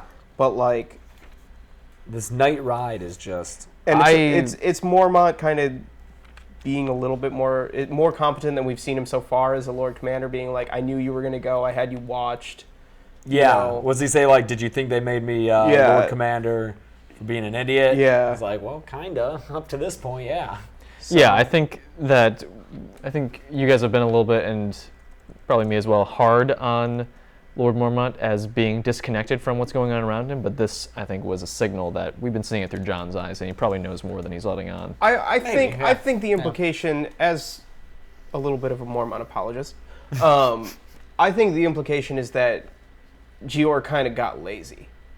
Like, there hasn't really been too much of a threat, and then suddenly things start ramping up, and obviously the white attack kind of was a wake-up call. So now suddenly he's like, oh yeah, send Sir Alistair away. We got to ride out. He like does all this shit to try to kind of catch up where he should have been a while ago. So I think he kind of got sleepy on the job because nothing was really happening. Yeah. A little complacent. Yeah, exactly. So I think that now he's snapping into action and he's showing all of these things. It's like, oh yeah, he is a capable commander, albeit flawed. Yeah, and we've seen him in the early Tyrion chapters at the Wall try and plead the case. He knows that there's been a problem, but I think this is a different approach where he's more actively trying to solve the problems because... That's still his move, though. His move is we need more men, where other Lord Commanders might take a different approach. At the bottom of 774 is a potentially foreshadowing line of Jon saying, nor was he Aemon Targaryen. Nah. Maybe you are, Jon. That's why I want his name to be Aemon. Just so that line. And there are a few other instances where he's like compared with Aemon Targaryen. It'd be a nice little bit of foreshadowing if that comes true. And that comes up in his thought process, which I did find interesting as we're going through it, because he has heard Aemon Targaryen, Maester Aemon's speech about the times that he was tested and that he stood strong, but still Jon chooses to go, and yet he doesn't entirely understand what he could do, because he knows he can't go to Winterfell, but he wants to go to Robb, but also he still knows that Robb won't be happy to see him. Yeah, he can't picture this. He could not see the smile. But he still, I think, his final plan is get to Robb, avenge Ned, end. Yeah.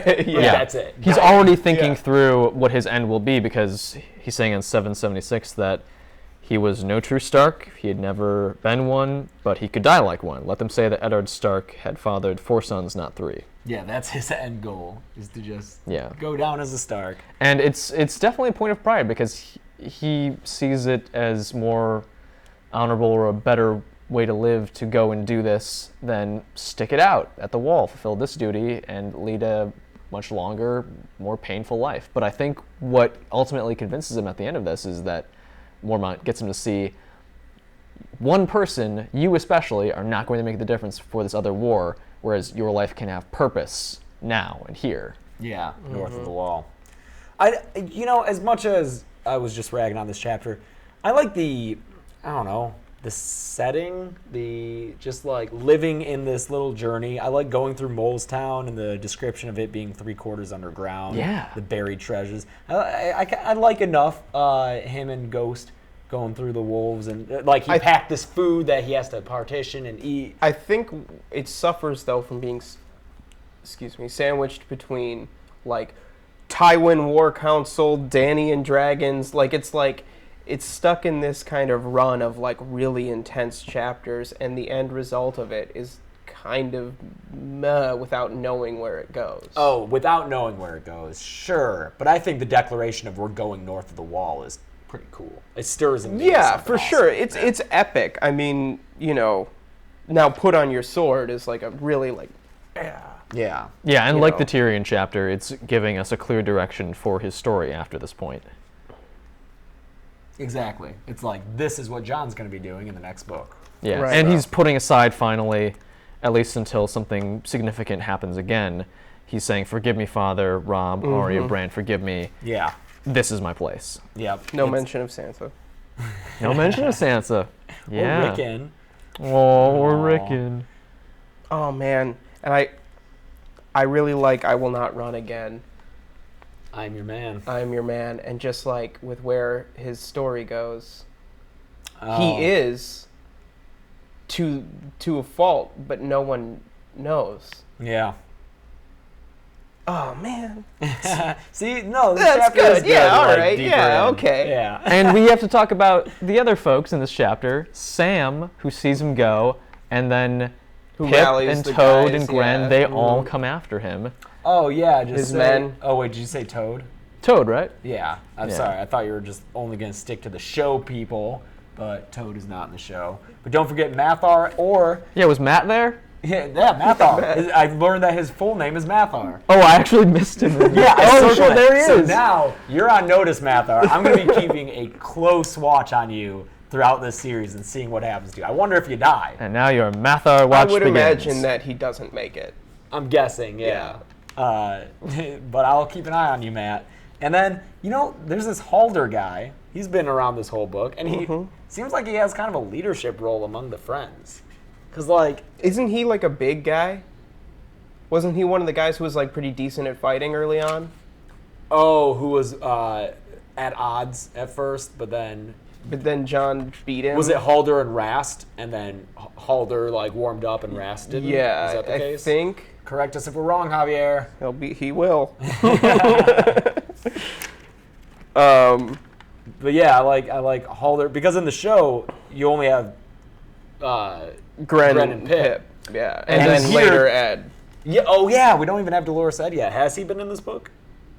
Dolores Ed? No? Dolores Ed? Dolores sorry. Ed. No, I think he comes in Clash because he's already been there. He's not like a new recruit. Yeah. Yeah. Oh, so they wouldn't have He's interacted. yeah, with him he's too like much. a brother. But yeah, in the show, it's just Gren and Pip, whereas in the book, they seem just like this side duo. Yeah. And Halder kind of takes the reins of. He's a builder at the wall. No, in the show, does Not a Sam... ranger. Oh yeah, Halder builders. In the show, does Sam not also ride out? I think in the show it's Sam, Gren, and Pip. Yeah, go out. I would imagine. and that makes so. sense dramatically. Yeah, for the show. But... definitely.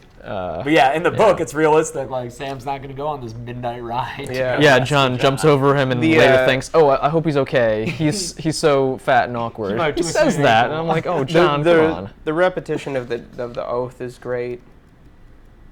Yeah. Hey, so you guys didn't get to take the oath with us. Yeah, we when didn't. We did. Since there's a repetition of the oath, do you want to say the words? I think we should just move on. Says the married man. Yeah, I was gonna say he can't do it. He's married now, but then you just have me taking the oath, and as the only person regularly on this podcast, not in a relationship, I'm not giving up hope yet. I don't need to take the black yet. You're not going to Don't need swear to it take off? the black yet. No. Not yet. All right. Let's move on to Catelyn 11. Almost done here. 2 more chapters. Oh, Catelyn. Oh, I flipped to the preview chapter. I was like, what? Beyond? All right. Catelyn 11, a.k.a. the King in the North. The King in the North. AKA Hoster Tully is dying. Oh, Dude, yeah. This is the start of sad Hoster Tully shit, and it just gets more sad and Oh, really? yeah, it's some of the most depressing. I was getting Okay. ready for him to be dead off screen So- after this. Nope. Is this We gotta deal with it. stomach cancer? Yes, that's exactly what it is. Yeah. That's how stomach cancer is described frequently by people in our world, like crabs or like pinching sensation. He says Yeah. always pinching day and night. And this is actually something that George does a lot. He takes diseases and afflictions that we know about in our current day with modern medicine, and he ascribes them to these people because, you know, the ones that have always been around. Yeah. But because they don't know the names of these things, he just describes them in the way that will, if you're familiar with them, will clue you in on what they are. Yeah. So this is one that I think is one of the easier ones to pick up on. But I know that Gregor, for instance, has blinding headaches. Yeah. That he drinks milk of the poppy to get rid of, and that's apparently like a tumor? A tumor or a symptom of his gigantism because of his size. Sure. So, yeah, if you are familiar or if you're knowledgeable about, like, medical issues and stuff, keep an eye out for stuff like that, because I think it's just something I love. Another, like, detail that George is giving these people real-life conditions, but because they don't have the words to describe them, they just have to say, these crabs are in my belly, pinching, always pinching. Yeah. Yeah, it creates a great kind of dramatic irony for the audience when they can read into that and understand what it actually is, and then see the ways in which the characters in this time deal with it. It's also like it's mostly milk of the poppy is how they deal with it. Like he's been described, or bloody murder. Right. He's been Hoster Tully has been described up to this point many times as being sickly and bedridden and unable to kind of do his duties as Lord of Riverrun. I was surprised getting to his interaction with Cat at how lucid he was. I expected him to be, for now. Yeah, I know. But I expected him to be right away, be like bedridden and like barely able to speak, just because you think of like, oh, old man sick equals like he's going to be like on death's door. But like, because it's stomach cancer, it's not affecting his mind any. Yeah. So he's just in so much pain that he can barely speak, but he's there, and that makes it sadder. Like, he's reflecting on all of this. All he can do is have time to think. Like, that's why he's dwelling on these things, like his conflict with Brendan, and, you know, is his family there? Is he going to see his family again? It's really sad. Oh, yeah, Megan Rich brings up a good point of that medical thing we were just talking about. Jamie is dyslexic. And based on, like, passages in the book, it's revealed that, Jamie has dyslexia, which is obviously a concept that they would be unfamiliar with, but because we know about it and because it's something that would have occurred throughout human history, presumably. It's also really tragic in his case because as you get to know Jamie, you realize that he's just as intelligent as Tyrion. Ooh, I don't know about. I know, but he couldn't learn.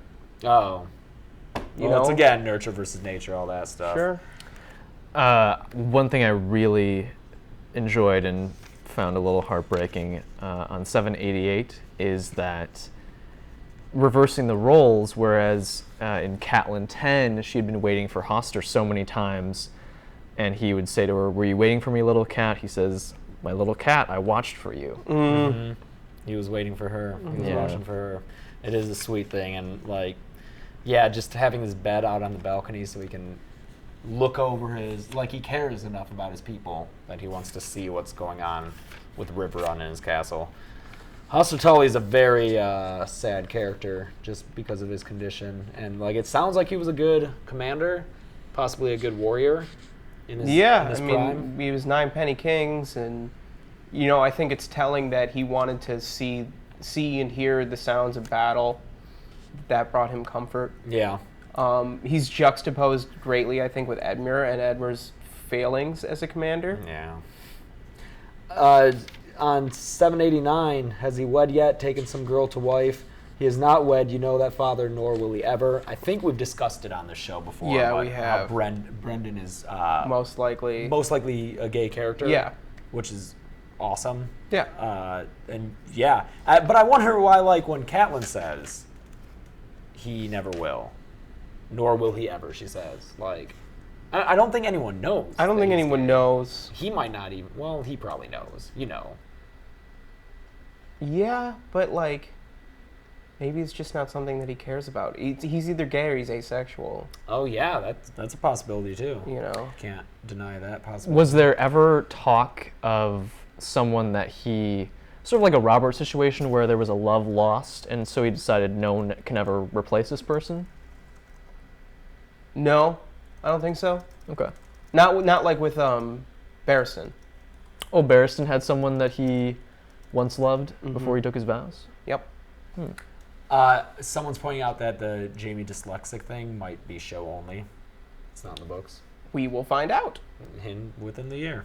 Sorry, guys. It's really hard to keep track of what's in the books and what's in the shows. A lot of detail. We're gonna try. We're gonna try.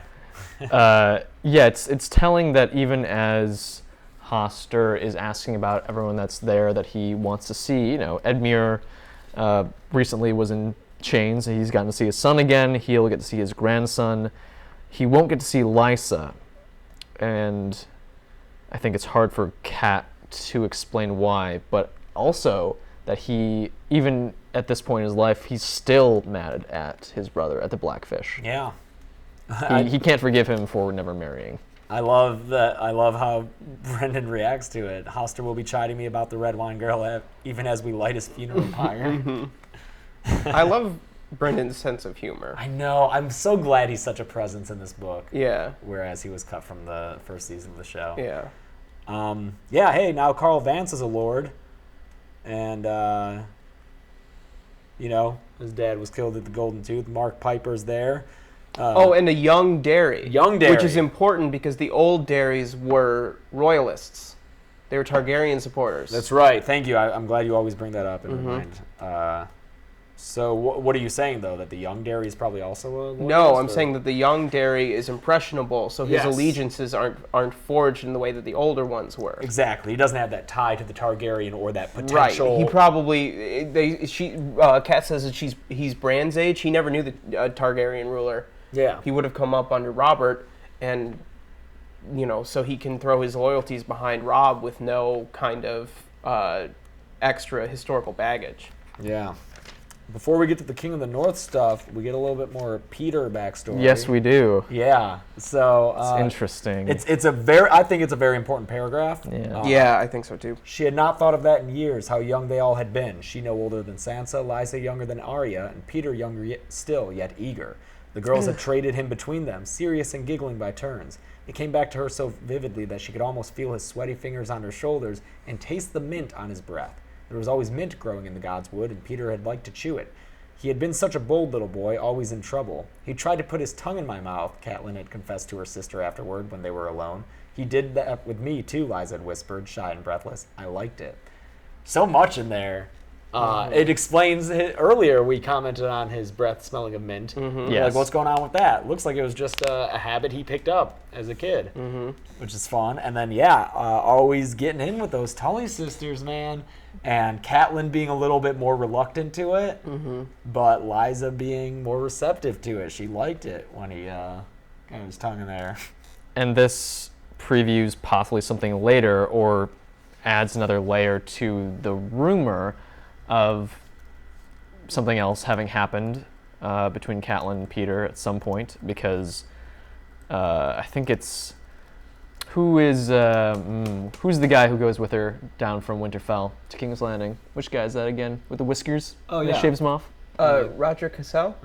Sir Roderick? Roderick, yeah, Sir Roderick. He is one of the people who has heard something that is not very much talked about, and Catelyn never acknowledges it, but it's interesting to hear that there's more than just the duel. There are more signs of affection, or there was a history. Yeah, of Peter's crush for sure. Yeah, it's been. I mean, if he's younger than Arya, he's like 7. Well, Lysa was younger than Arya, and Peter younger still. Oh, so he'd be like 6 years old. Yeah, and this like is some frisky little. Yeah, what? That happens. And so eager. So eager. Yeah, damn. Poor. I mean, I was gonna say his poor Littlefinger. I mean, what led him to that development? Just be oversexed like that. I really like. Poor little guy. To move on, because we don't have to dwell on that. I really like Kat thinking about whether or not Robb has kissed a girl. Yeah. And being like, he's ridden to battle and killed men. Surely he's kissed a girl. But which maybe not. I don't think he has. I think she realizes that there would have been no opportunity given where he lived and who he is. Yeah, like maybe with Jane. I doubt it. But I doubt it, because she probably was never interested in. Well, like, it says that she in, like, was different kinds of. Well, no, Catelyn notes that Jane looked at him with wet eyes, sure was into him, but she would have never approached. The Lord's son. Yeah, and I don't think her dad's boss's son. And like serving girls as old as 18, Rob would never have looked at a serving girl. Like he's too honorable to. Yeah, so he's not Theon. Yeah, Theon probably fucked all of them. Yeah, Theon. Rickard Karstark, gaunt and hollow-eyed in his grief. He's got long beard, uncombed and unwashed. This guy's a wreck because his 2 sons were killed. He's messed up. Yeah, and so that obviously is going to be. God. You know what though? I respect Rickard Karstark for having that kind of connection with his sons and being so upset about that he cares that much about that much about it. You get a few fathers who really have that. Waymond Manderly really cares about his sons. Wyman. Yep. I like this kind of familial connection that you get with some of the Northern Lords. Obviously, it has frustrating repercussions in the case of Rickard Karstark, but it's affecting. It's a way of really hitting home the results of the Whispering Wood. It wasn't a resounding victory. There are consequences. Yeah. Now, he has other sons, correct? He has one other son. He has one other son. It starts with an H.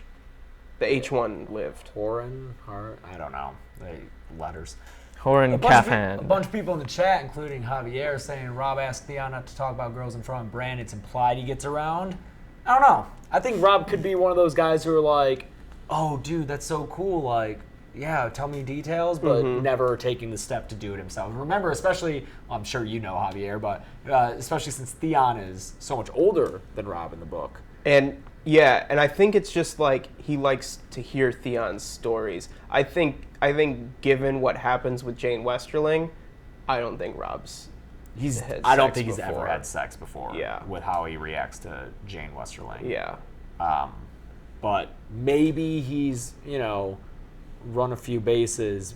I could see Theon like forcing that to happen. Like, Rob, come with me. Like, it's great. And then I see Rob not going along with he that. could also be like the guy sitting in the closet being like, so how's school? Like, in the closet? In like a 7 minutes in heaven situation. Oh, okay. Not in a homosexuality. No, I was picturing like slats of blinds, like looking through. I was like, that's not No. In like a 7 minutes in heaven situation. Yeah. Be like, hey, when we get out here, will you tell them that we made out? Like, yeah. I'd rather just go practice swordplay. Yeah, right. But not like that. So we get a talk of strategy and what they're going to do. And all the kings. Yep. Mm-hmm. Yes, and then I feel like, maybe correct me if I'm wrong, but it's different in the show in that Catelyn less sounds a word of warning, or the fact that we're in Catelyn's perspective makes this note much less triumphant than it is in the show. In the show, all we get are concerned glances. They're all declaring King of the North, and Rob doesn't look super happy, and neither does Catelyn. They exchange a glance because we know it's similar to how in season 6, Jon and Sansa kind of exchanged the same look. Mm-hmm. Well, he looks at her for approval, and then she looks worried, and that worried look goes to Peter. Oh, you're talking about in that 6. scene. Yeah. I think this is definitely meant to be foreboding. Yeah. And a lot of that comes from the fact that it's from Catelyn's perspective. Yeah, and I think it's cool that Catelyn is saying make peace even though they just beheaded Ned. And I mean, that's what Rob even says to her, like, my lady, they beheaded my Lord Father and your husband. Mm-hmm. But she's like, yeah, but nothing's going to bring that back. Please, let's just end this. But of course, because she's a woman and they don't understand these things, and they're the gentle sex, a man has a need for vengeance. That line bugged me. What? You are the gentle sex, said Lord Karstark. Like, that, using that phrase bugged me. That just seemed really like... From George or from Karstark? From George. Oh, really? Okay. Yeah. You don't think that like it's fine, like it's fine for these characters to be, patriarchal. Yeah. I don't think this is misogyny. It's close. I think it's just it's more cultural. I don't think they're like, you're meaningless, because they're listening to Mage Mormont. I think they're just like, I don't know. There's a lot of conflicting. No, I think it is, and she comes back with, well, take a look at Cersei Lannister. Like this isn't. Yeah, I think they only listen to Mage Mormont because she's so Manly. guy-like. Yeah, masculine, traditionally masculine. But still, that phrase bugged me. The use of the term gentler sex bugged me. Oh, hey, this will be the last time we bring up Rob and Theon and Rob's whether or not he's done it before, because the chat keeps talking about it. But Paige makes an argument that I think convinces me. She could see Rob being careful or hesitant from seeing how Jon is treated as a bastard and not wanting to create a bastard himself. We've seen Jon think about that. For sure. It's possible Rob has also been aware of that situation. That's a good point, because they're close. Yeah. Yeah. They're tight. Anyway. I thought you had something to say. Sorry, Joe. My lord father would urge a caution, agreed Sir Stevrin said with a weaselly smile of affray. Wait, let these two kings play their Game of Thrones. When they're done fighting, we can bend our knees to the victor. Yeah, Frey, you would. The second late Walder. Rob saying that Renly doesn't have the right, just like Ned. Rob thinks that because Stannis is... But Rob doesn't have the information.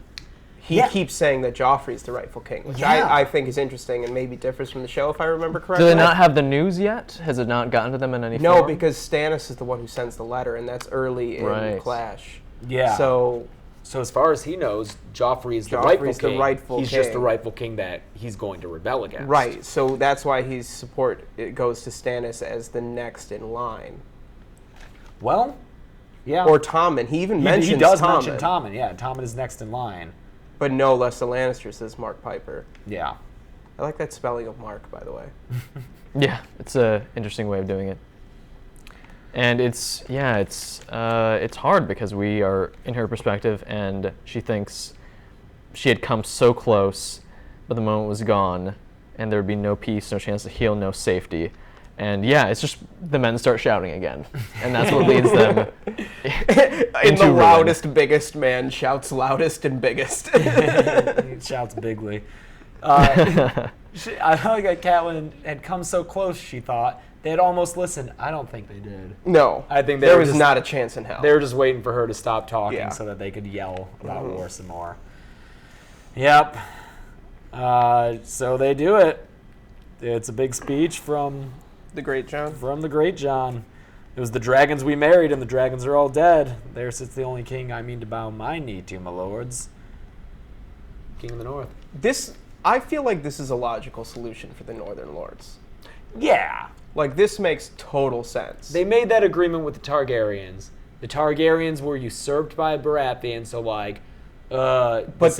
but their liege lord had a good relationship with Robert Baratheon. Exactly. But now it's like another step removed. Like, Robert's gone. Who's this boy king? They're so separate. It's a totally different culture. I mean, all the reasons that the Great Jon gives, even their gods are wrong. Like, he's right. It makes sense, but it's precarious to declare that now when they are not in the North. And they still have to return to the North. And I think that they are at a strategic advantage now, but that could change. I think they want to take care of the Lannisters before they return to the North. They can't just return to the North and be like, hey, we're kings of the North now, you don't need to bother us. Right, they come very close to winning that, though. By declaring themselves... We'll get there. By declaring themselves kings of the North and including the Riverlands in that alliance, if they were only concerned about the North, I think it could work out well, but having the Riverlands be in contention with this alliance as well makes it difficult for them. Like, if they want to be isolationists, they should be. What I'm saying is, having the Riverlands entwined, it makes things difficult. Sure, but you're talking tactics. I'm talking about fealty. No, but I mean, and the River Lords were rising too. Blackwood and Bracken and Mallister, houses who had never been ruled from the Winterfell. Yet Catelyn watched them rise and draw their blades, bending their knees and shouting the old words. It sounds like, under the best case scenario with Robb as successful king in the North, it sounds like the Riverlands will be part of that kingdom. Yeah, for sure. Because of the Catelyn, Tully, Ned Stark marriage. Yes. And because of them throwing in their support. They connect. Yeah. And Rob liberated them. Yeah. It's just unfortunate that they do connect, but they are so vulnerable that an attack on them is going to embroil the North. Like, I just wish that they could just go back to the North and be safe now. Fair, because the Riverlands are the most vulnerable region in the Westeros. And you can always just defend Moat Cailin. And the Northern Lords know that, which becomes a problem for Robb later. Like, a lot of the Northern, like from this point on, there's unrest in his camp because the Northern Lords just want to go back and defend the North. Yeah, and assuming this works out and they have the North and the Riverlands, that's removing a lot of defensive capabilities of just having the North and having the neck there to defend. Mm-hmm. You open up the Riverlands, that's just this like land bordered on all sides by presumably your not so friendly kings in the South. It's tough though, I understand, because they do need a purpose for their battle at this point. Ned Stark is dead, so that okay, why are we down here now? What are we trying to do? It can't be just about retrieving Catelyn Stark's daughters. And thus the conflict for a Clash of Kings. Yeah. Are we ready to move on to Dany? Yeah, let's Dany. move on. You guys take it away. I'll be right back. All right. Almost too much coffee. So Dany is going to do something. And it's going to be cool. So it's at 9 Eastern. Yeah. Daenerys. Yeah. X.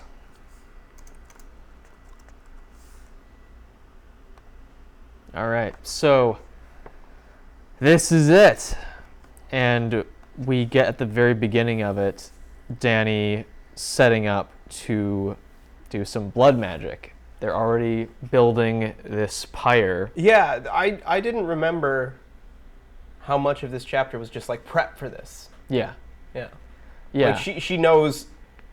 I was surprised to kind of realize like she knows what she's doing right away. Yeah. Like it's already come to her. I think she didn't have the strength before to do it, and then she also was concerned about what happened to Drogo, what happened to Rhaego, but now this is all that she has, and I think that she, again, if she turns around, she'll be lost. So she's single-minded, and she's going to go through with this. And I think maybe when it happens, there might be not fear, but wondering a little bit if this is actually gonna work. Yeah, but then just as she goes in this very hot bath and it feels good, I think when she steps in, the flames look and feel like great and right. I think it's visually very cool. Yeah, I like the time it takes, and the preparation for it I liked. I didn't realize at first that like Mary Mesdor was like bound and like taken prisoner, but not yet tied to the pyre, and then later, so she's kind of like talking shit before they tie her to the pyre. It's hard to say, but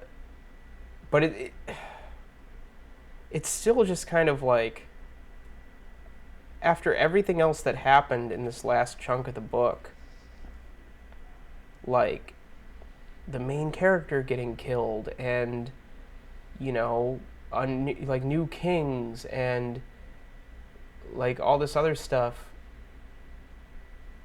I think it's like cool that we end with dragons. Yeah, but we don't yet know what they are yet, and they're very small, and you don't have the like, I don't know if we have the sense of what that means. No, we don't. It's a mystery, and it's cool because dragons have not existed for hundreds of years. Like 150? Yeah, and suddenly there are dragons in the world now.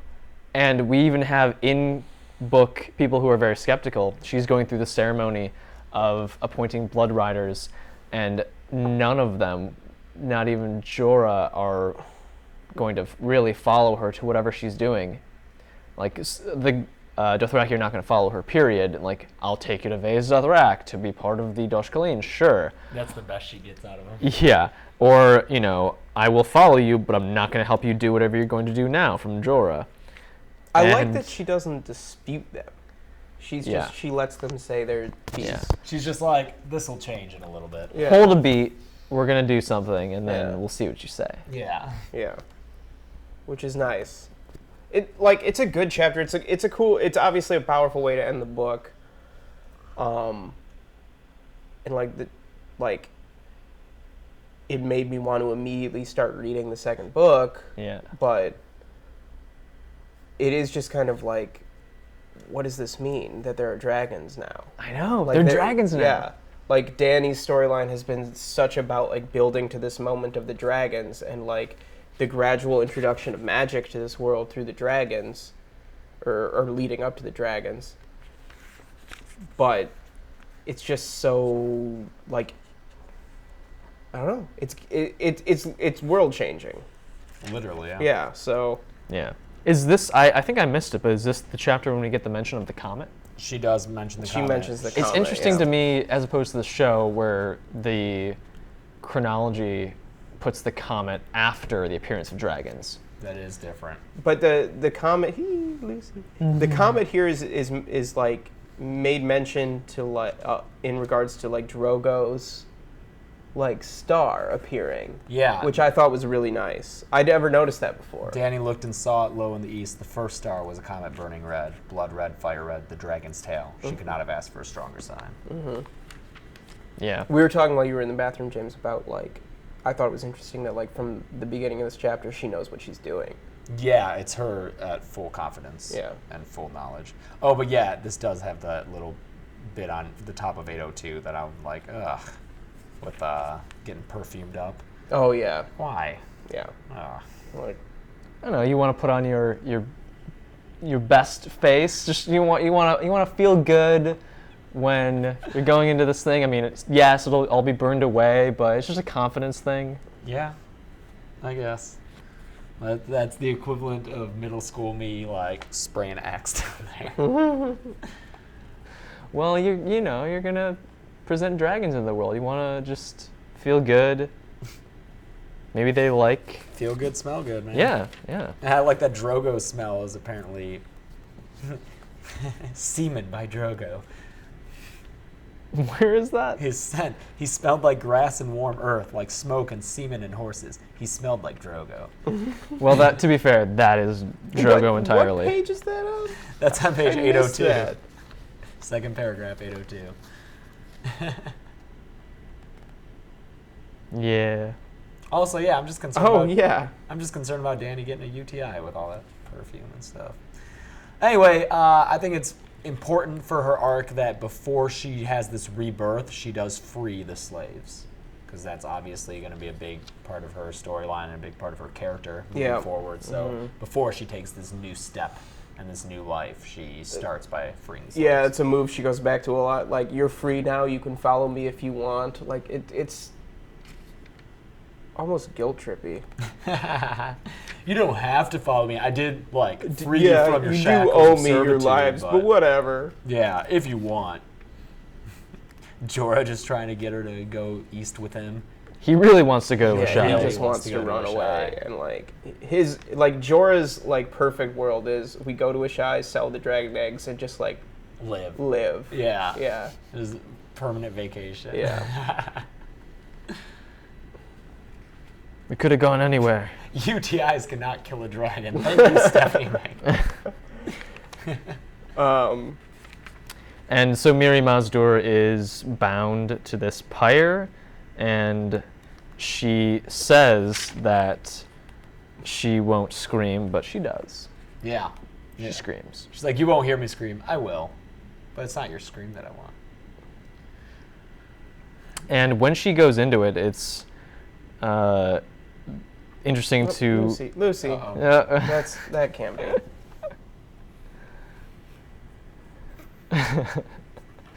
Right there.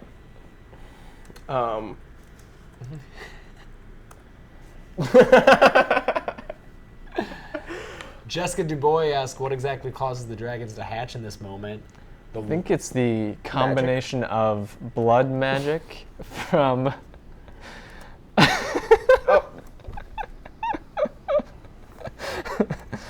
You just really want to settle on it, huh? Lucy. Blood magic and the heat. because she says earlier, or she says like, I had known it all along, but the brazier heat wasn't hot enough. Yeah. So yeah. She has kind of been testing this like throughout the. Yeah, she kind of goes about it scientifically. Yeah. She like writes down her little notebook like brazier heat not hot enough. And I want to say Europire question mark. Yeah, and I think it's something that, like in the earlier chapter we have Jorah feel the eggs, and she says, "What do you feel?" And he says, "Nothing. They're cold as stone." Jorah, not magic. Yeah, exactly. She's the only one with a connection to this, and I wonder, thinking on that. Did Jorah pull her into the tent not seeing the shadows? Could only she see the shadows? I think so. Question, I think that's the implication. Yeah. The implication. Jorah knows. Anything else, guys, on this chapter before? Yeah, we need to do something else. At the end of I don't know. What? Do we? We'll do a wrap up. I'm saying for this chapter. I don't know. There are Specific dragons. ones. Yeah, There's a cream and gold dragon who's just honor, and then there's another one. It's green and bronze, and there's another one. It's black and scarlet. They're dragons, guys. I swear I saw a dragon. Oh God. Okay, so let's wrap it up. For the text, type in the next week's assignment, guys. Well, okay, actually, sorry, it's not next week. It's 2 weeks from now. Yeah. Apologies that we're taking a week off. I'll be in San Francisco, and we're between books. Maybe let Game of Thrones digest a little bit, and we'll give you a little bit more time to.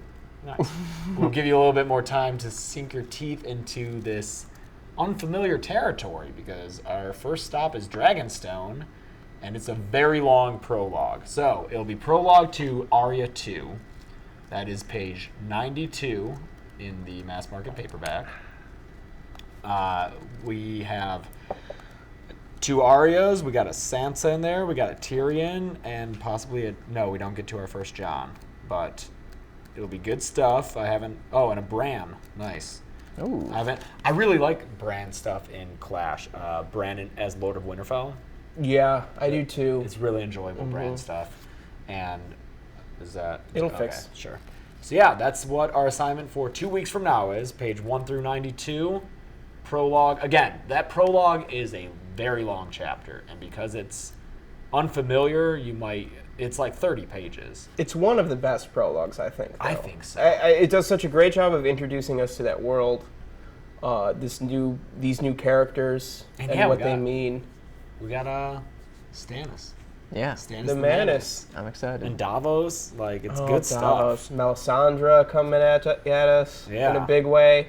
So I'm so excited we're finally on Clash. I'm so sorry that I'm causing us to be off for a week, but all right. Any questions? I would like to say, you know what we really have to be saying is this week's book club was brought to us by Audible. For a free subscription to Audible, or for a free 30-day trial of Audible, as well as a free audio book. Look at the link in our description below. Yep. Click that. Yep. And yeah. Use your free audiobook that you get from signing up to get A Clash of Kings. That's right. If you're not reading with us, read with us. Yeah, Chelsea You're all does the caught up audiobooks. She really likes them. Yeah, I like that Roy Dotrice pronunciation of Dothraki names and Petar Baelish, so I'm excited to see what he makes of new names. I just want to note that my book is falling apart. The back cover. Nice. Mine's in bad shape, but it looks dirty. new compared to yours. I lay there and I'm like, it's so worn. Mine looks good on the inside, but it's a little oily on the outside now. Chelsea's is brand new. Favorite book or favorite part of book 1, guys? Let's talk about man. favorite part of God, asking questions about all this is tough to answer, dude. I don't know about Tower favorite. of Joy. Oh. Oh. I don't know about a favorite part. I know that my favorite person is Catelyn to follow, because I think we get more of her and her perspective, so much more that I enjoy than we are able to get in the show. I think I like Cat chapters the best this time through too. I like Cat chapters a lot, partially because of the backstory we get with Littlefinger from them. Sure. Yeah.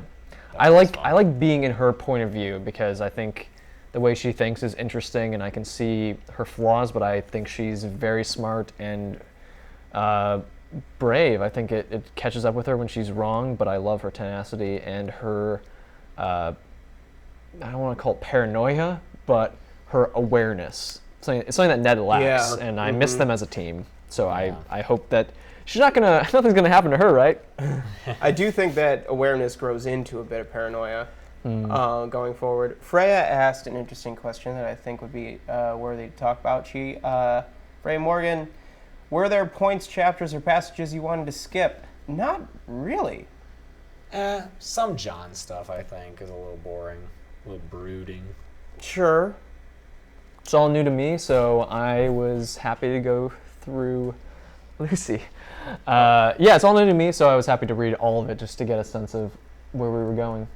I don't know. I guess some of the middle Dany stuff didn't really do much for me. Like the chapters, like the couple chapters before Viserys crowning, where it's like them just like on the road in the Dothraki Sea. Ooh, I loved those, though. Just like, Viserys is mean, Jorah's nice, Drogo and I are connecting. It's like, those were the best. I loved those. Where she's feeling a part of the Dothraki before she realizes that they're not what she thinks. I mean, yeah, but in retrospect, I like the language, especially her being connected to nature, I think was really cool because she hadn't had that before in her life. Mm-hmm. Ghost grass. Sure. Ghost grass. I just like how much history and stuff is established in this very first book. I feel like you get kind of every major thing besides the Blackfire Rebellion, because I don't think George had thought of that yet.